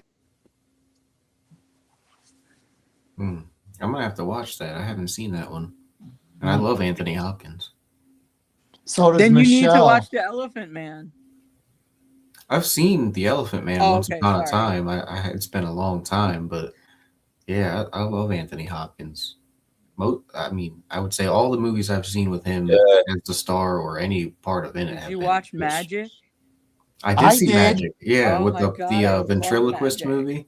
Yes. Yeah, I saw it right after Michelle recommended it on one of our podcasts. Yeah, I saw it that night. Nice. I saw it that night. Just like when we did the Christmas one. And what's the tattoo you got? The otter? Oh, Emmett Otter? Yeah. That night I went and I watched it after we did the podcast. Yeah, that's what I do. That's what I do. So Kelly, you did your honorable mentions. What's your number one? My number one is the 2020 Oscars, the 92nd annual for the 2019 films. Should have won 1917, directed by Sam Mendes. Good What movie. did win was Parasite, directed by Bong Joon-ho. I saw I saw 1917, 1917. Never saw Parasite. but I know of it. You're gonna have to read the whole movie. It was the first foreign film to ever win an Oscar for Best Movie. So, I mean, like, and it's a good movie. It's a very good movie. It's a very good story about the disparages between classes and things that people have to do to survive versus people that don't have to worry about that and things like that. And the ending's crazy. So, I mean, great. It should have been nominated for Best Movie, but 1917 was first of all, it was visually stunning. I mean, it was absolutely gorgeous. And it's based upon the stories that I think his grandfather or great-grandfather had told about his unit in the First World War. And how they had this, I guess this soldier had found out his brother was in danger and they had to go warn his troops. So he grabs his friend and they go, not to give it away, but the friend ends up making it. But I mean, I just think in terms of when you have a war movie, much like an epic or whatever, that's always going to be inherently more emotional, more volatile, more visceral. Well, also that movie, it's like Birdman. It looks like it's one single shot. Mm-hmm. Looks like they never cut away. They obviously do, but I when I watched it, I couldn't pick out the parts where they did. It just looks like you're following those two soldiers the whole time. Right. But I mean, like the one scene where he's going down the river and the cherry blossoms start coming up. I mean, that's just it's a beautiful scene. Mm-hmm. I thought it was amazing and it should have won. There was another good movie that was nominated that year that I thought I saw 1917. I did not see Parasite, but did you ever see Jojo Rabbit? Yes, Yeah, that would have been my other pick. I thought that would also should have won over Parasite. I loved that movie. That's kind of listed as a honorable mention for me. And I actually kind of fell asleep in that movie. And I still think it should have won over Parasite. I thought because it was like serious and comedy. Again, It was like a full package. Yeah, World War II setting again. I thought that was done really well. The director does some really unique stuff, and I love the director, Wakiti. Did you ever see Eagle versus He Shark? does. He's very quirky. Mm-hmm. He did this. He works a lot with this guy named Clement, and they're very quirky, but all their stuff is just so good. That show that was a comedy show on HBO, it has a weird name, Flying Concords or something. They're part of that. I can't think of what the name of that show was though. Yeah, that was it. The Flying Concords. Flight of the Conchords. Oh no, Flight of the Conchords. Thank you. I knew it was something like that. Yeah, because they're all from New Zealand. Mm-hmm. Yeah, they did a great movie called Eagle versus Shark. I didn't see that, but I'll have to watch that. Is Reese Darby in that one? I'm not sure. I don't remember. I just remember that Clement's in it, and I do think Taiki has a part, but I think he directed it. Yeah. Or wrote it, or they wrote it together. But it's That good. makes sense. he's in a lot of stuff, and you don't even realize it. Sometimes he has really small parts or CGI. Like he was in because he directed like the last two Thor movies. Yeah. He was the stone guy. Uh, Yeah, Korg. he was in the second Suicide Squad movie. He was the father of the girl that controlled the rats. Oh, I didn't know that. That's Yeah, cool. yeah. He was the friend of Ryan Reynolds in Green Lantern, the Green Lantern movie. He was the friend. Oh, He's in a lot of stuff. He's in a lot. But yeah, so cool. All right. That was Kelly's number one. Michelle, any honorable mentions before your number one? So when I was doing this, I ended up with 15, and I had to whittle it down to the 5. And so I was like, well, I'll use what's left over as kind of my honorable mentions. But a lot of them have been mentioned, and we've talked about them, except for 3. So 1996 film, 69th Academy Awards that were on March 24th, 1997. The English Patient won that year. English Patient is a good movie. It's long. It's a slow burn. So I think a lot of people don't like it per se for that reason. But 3 of the other movies that were up against it, I just think are even superior, which is Fargo, Secrets and Lies, and Shine. Like all 3 of them, I'm like, I would pick either one of those over English Patient. And then we have 2002 film, 75th Academy Awards, March 23rd, 2003. Chicago won. Chicago's okay. Yeah, it's okay. It's not bad. It's a musical. I do like Chicago. Chicago's more on the end I like. But there's a lot of musicals that have won Best Pictures, which is a little weird to me sometimes. But okay. But Gangs in New York was nominated. Yes. How do you not give it to Gangs in New York over Yes.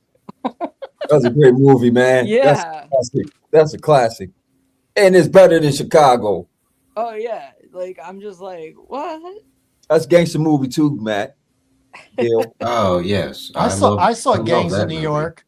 I saw it in Gangs the of New York movies. is great. Yeah. And then 2008 movies, the 81st Academy Awards, February 22nd, 2009. Slumdog Millionaire won. It is a fantastic movie. I just kind of feel like Milk should have won. Milk was like a really good movie. But, I think, again, people aren't going to give it to something like that because, God forbid, we tell a real story and a real story about a gay guy. Well, he did win the Academy Award. Yeah, Sean he won Penn. for Best Actor, yeah. It's not like, didn't get the attention or recognition. Because that was also the year that The Wrestler came out. That was a good one. Yeah, that was a good movie too. Most certainly was. Yeah. So what? So my last one is from 2016 films, 89th Academy Awards, February 26, 2017. It's the Moonlight year, which Moonlight should not have won. I chose Hidden Figures out of all of them, because I just think Hidden Figures was a very well done, well-rounded film, and it was very historical and very much history that people should know and need to know. And Moonlight, I appreciate what they're trying to do in that movie, but they didn't do it well. And I don't understand why it got half the accolades it got. This is a true story. You can ask Kelly. We saw it together. I didn't like the way they did it that at one point I turned to her and I said, "Did I fall asleep? How long was I asleep? What did I miss?" Did. Like I was so like it was not the way to do a movie like that. And I do think it's unfortunate because I think it could have been excellent if it was done better.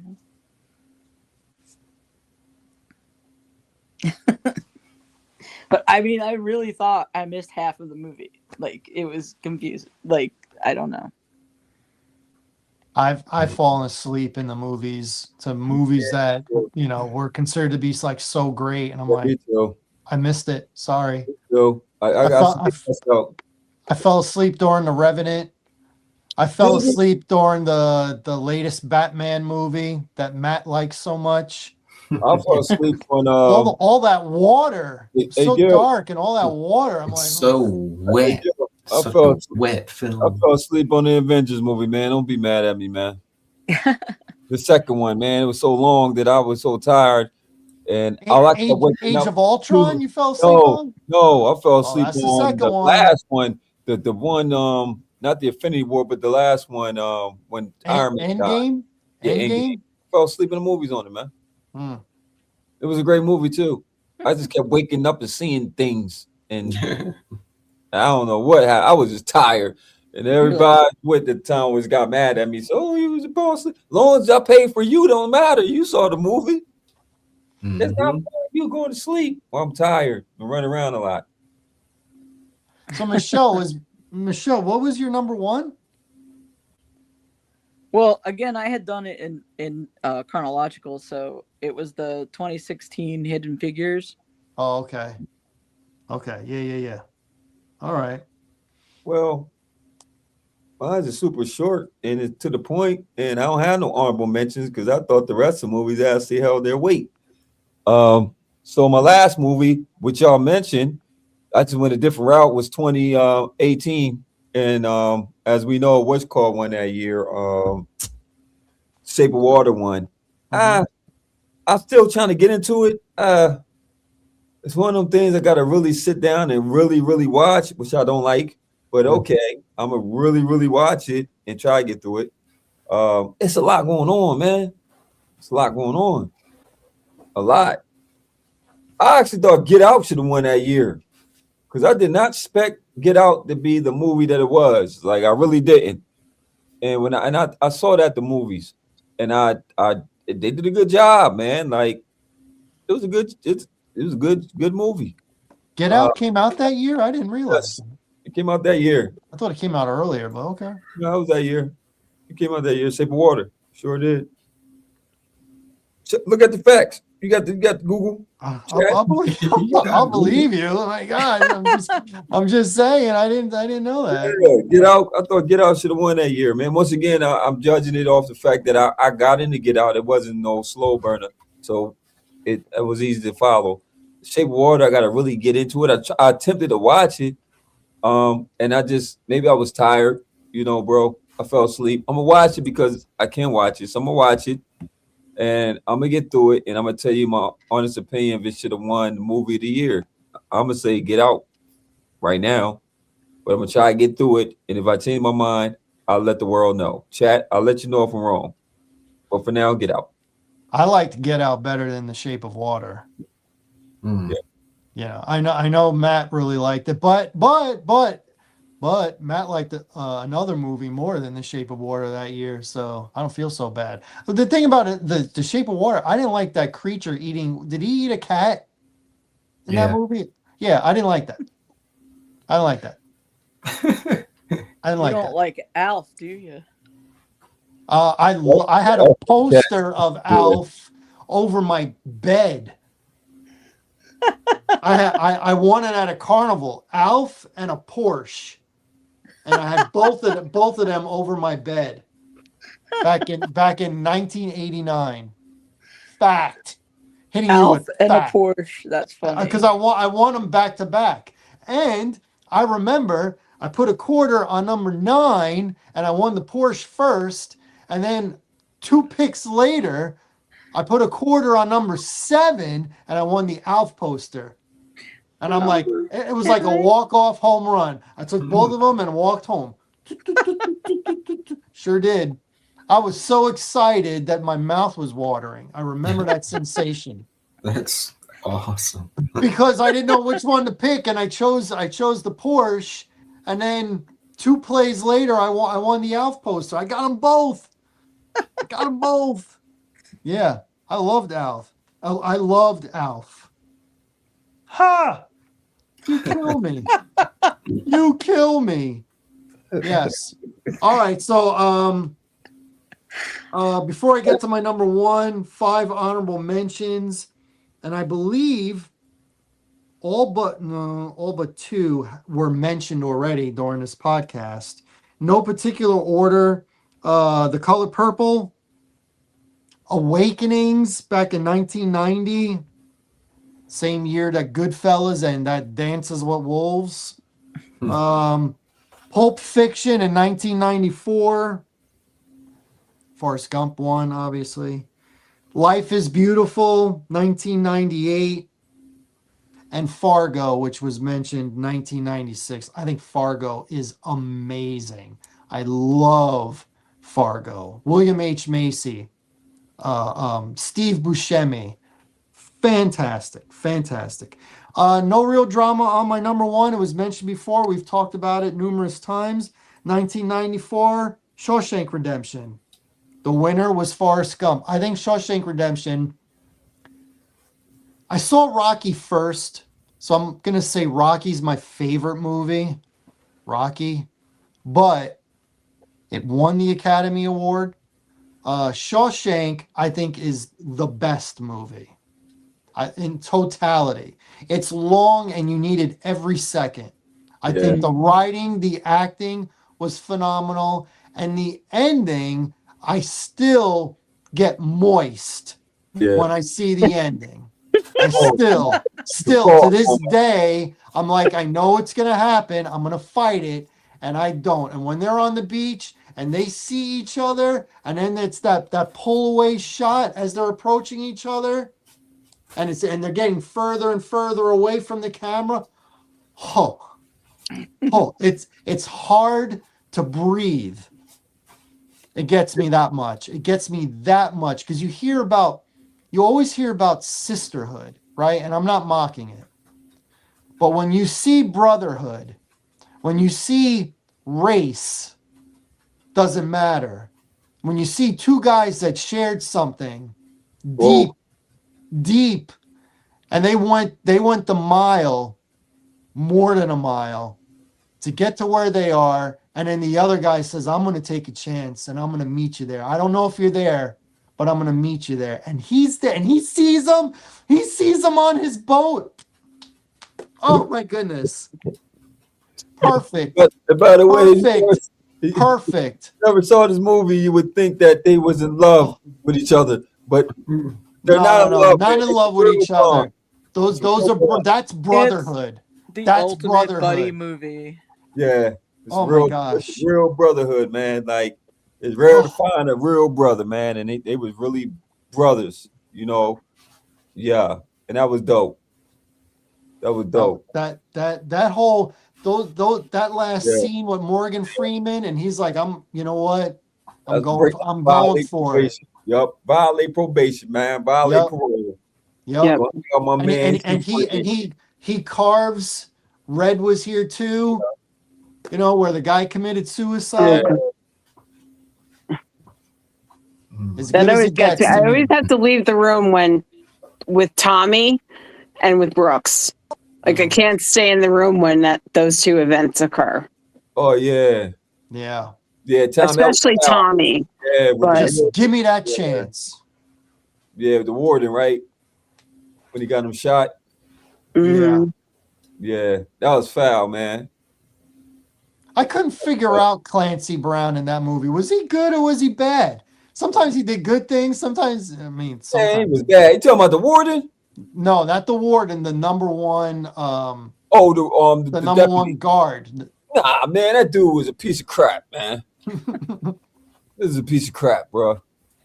He did, beat the crap out of one of the sisters. Yeah, the sister's messing up the money, though. He only did it because they're messing up the money. They need to freeze bringing all that money, man. Yeah, you're right. Oh, God, that movie. It's so funny because like I said, I had no interest in seeing it when it came out in the movies. And then when I saw it on TV for the first time with commercials, so that movie was long, and with commercials, it's super long. I'm like, what? It goes fast though. Before you know it, I mean, unbelievable. It's right before Andy escapes. Yep. And I didn't see it. I didn't have any interest in it at first either. I didn't actually see it till like 2003 or 4. Oh, I saw it before. I But saw it as soon as it I came watch out it. on Yeah, but TV. I was just so blown away from it after the first time I saw it. And I know it's typically like considered like a guy's movie, but it's just Real it's just fast. it's a once in a generation movie, I think. Real fast, before we get to Matt to close us out. Shawshank, Schindler's List. Shawshank. Shawshank. Michelle?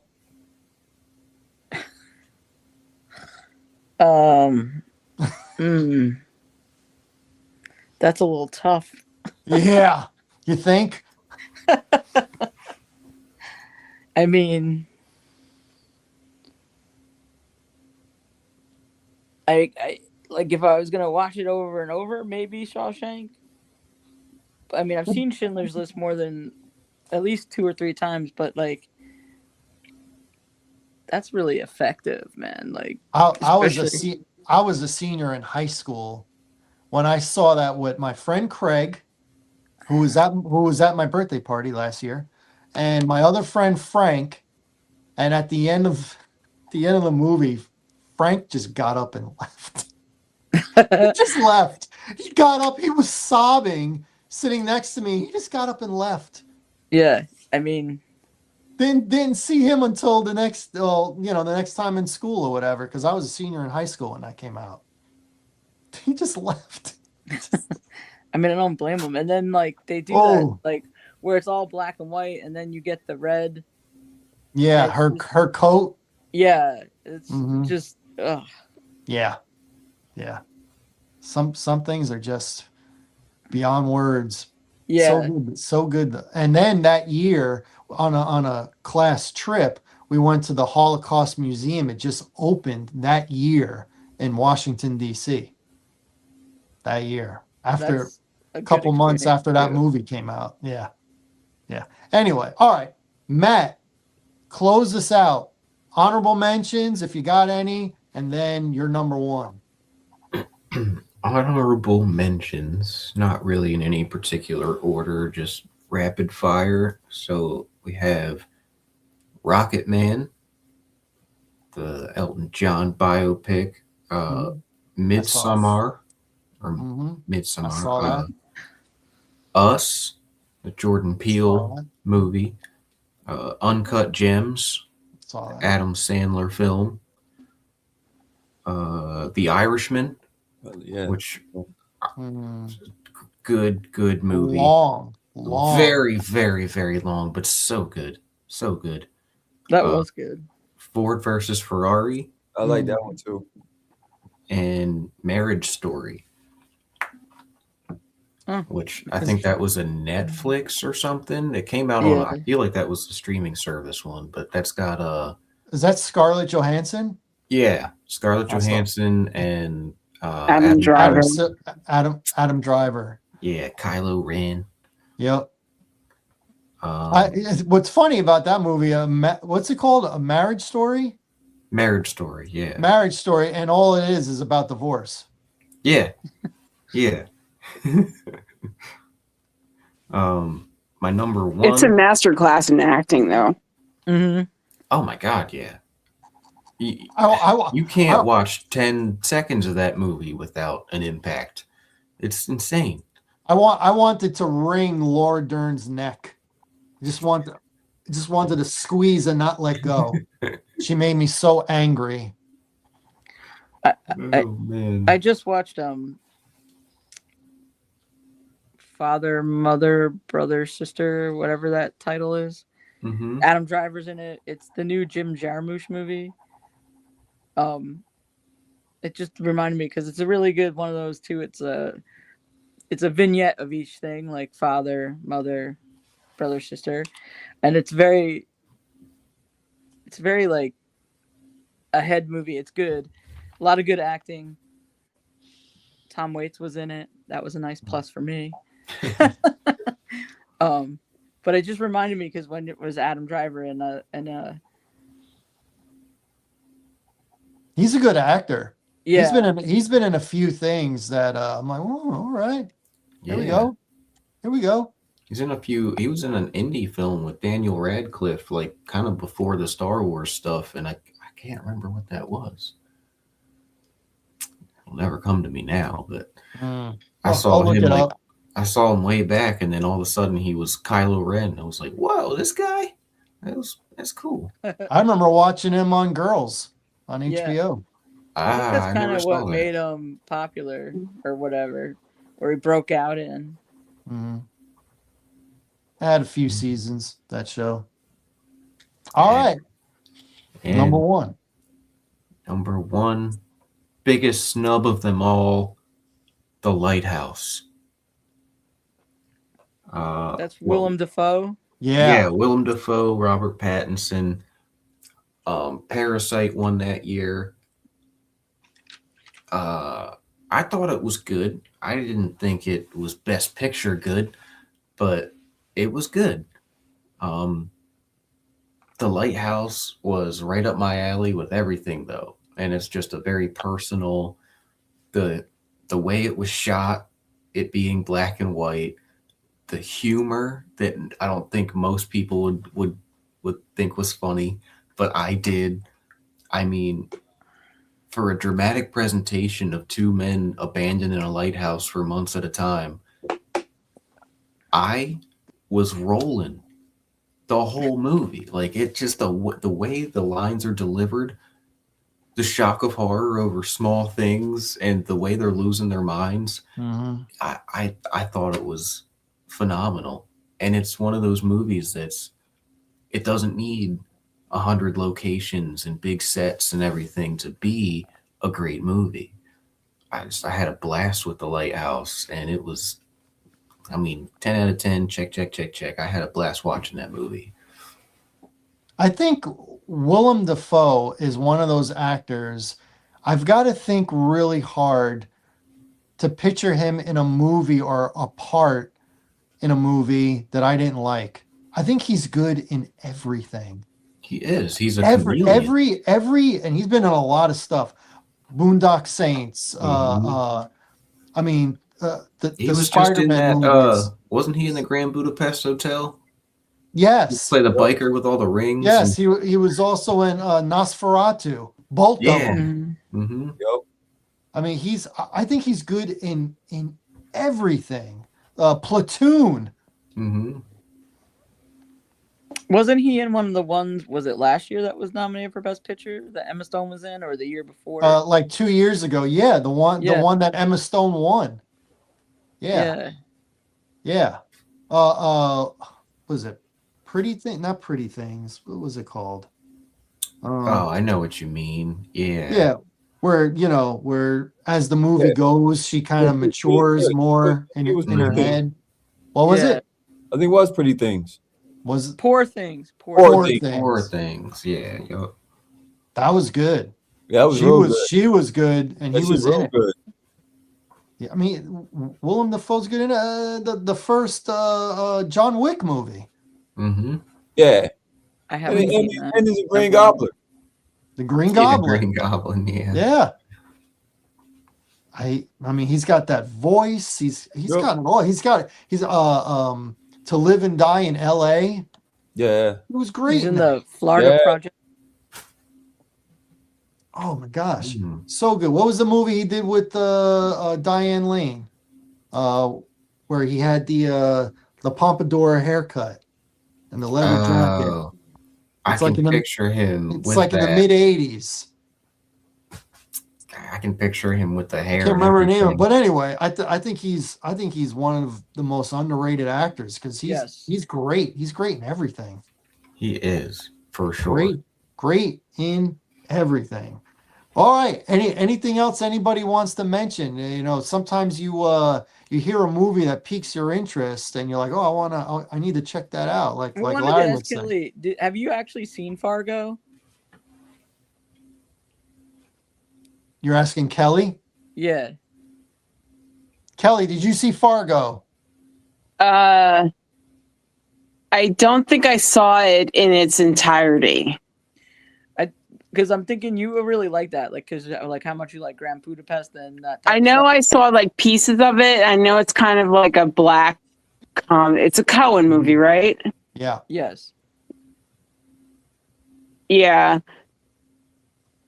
I know well, Frances McDormand, her movies keep popping up in the podcast. She's phenomenal. And I love that accent. I love that North Midwestern Edie McClure, don't you know accent. What state are they? I'll definitely have to check it out from start to finish. That's North Dakota, right? That they're in Fargo, North Yeah, Dakota. yep, North Dakota. It's not Minnesota. I don't think so. I think it's North Dakota. Okay. I don't remember. Yeah. All right. So I need to see. Let me write mine down. I need to see Pig. Mm-hmm. I need to see Lion.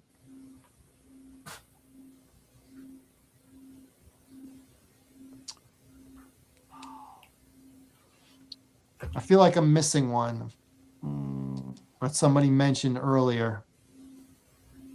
Did you see The Green Knight? No, but I'm not that interested. That makes Apologies. sense. Apologies in advance. What about Sorry to Bother You? Did you see that? Sorry to bother you. I'll watch that. Oh, Michelle. Yeah, I definitely want to check that one out. It's in Michelle. Both of y'all right. Fargo's in Minnesota and North Dakota. There we go. Yep, it was shot in Minnesota and North Dakota. We're all winners.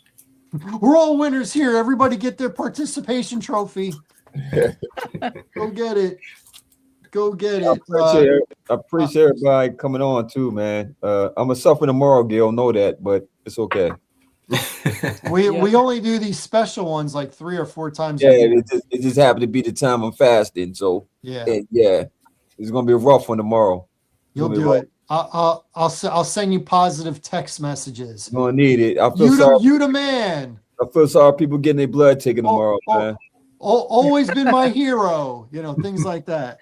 It's gonna hurt, huh? Rusty needle. It's gonna be a rusty needle tomorrow, man. I love what you do. All right, so I want to thank everybody for tuning in to the What's Good with Gil and Larry podcast. You can catch us on the Box Office Buzz 302 YouTube channel. We are on every Tuesday, right around 9:30 or so. We'll be back to our normal sports kind of show, but we do sports and entertainment. And the Oscars are this coming Sunday, hosted by who's the redheaded guy? Conan O'Brien. That's him. I like Conan O'Brien. Conan O'Brien will be hosting this year's Academy Awards. I like him as a host. So I want to thank Michelle, Kelly, Matt, and of course my main man Larry for doing this podcast. And all of you that are tuned in, remember, like, subscribe, tell a friend, leave a comment or 2 or 20, go for it. And if you want to say whose list was the best, please comment on that. Go check out the movies. Larry, go check out The Northman. It's on Netflix. It's right up your alley. You'll like it. I'm up in it right now. Before I doze off, then I watch it tomorrow full time. And for the person commented on the show and said that hockey people don't watch Oscars. I said, well, hopefully you will this year. We do, and we're hockey people, you and I. Exactly. There you go. But all right, thanks for the comment. So, for Larry, Matt, Michelle, Kelly, I'm Gil, and we'll catch you next week. Thanks, guys. Appreciate it. Bye. Bye, Kelly. Huh?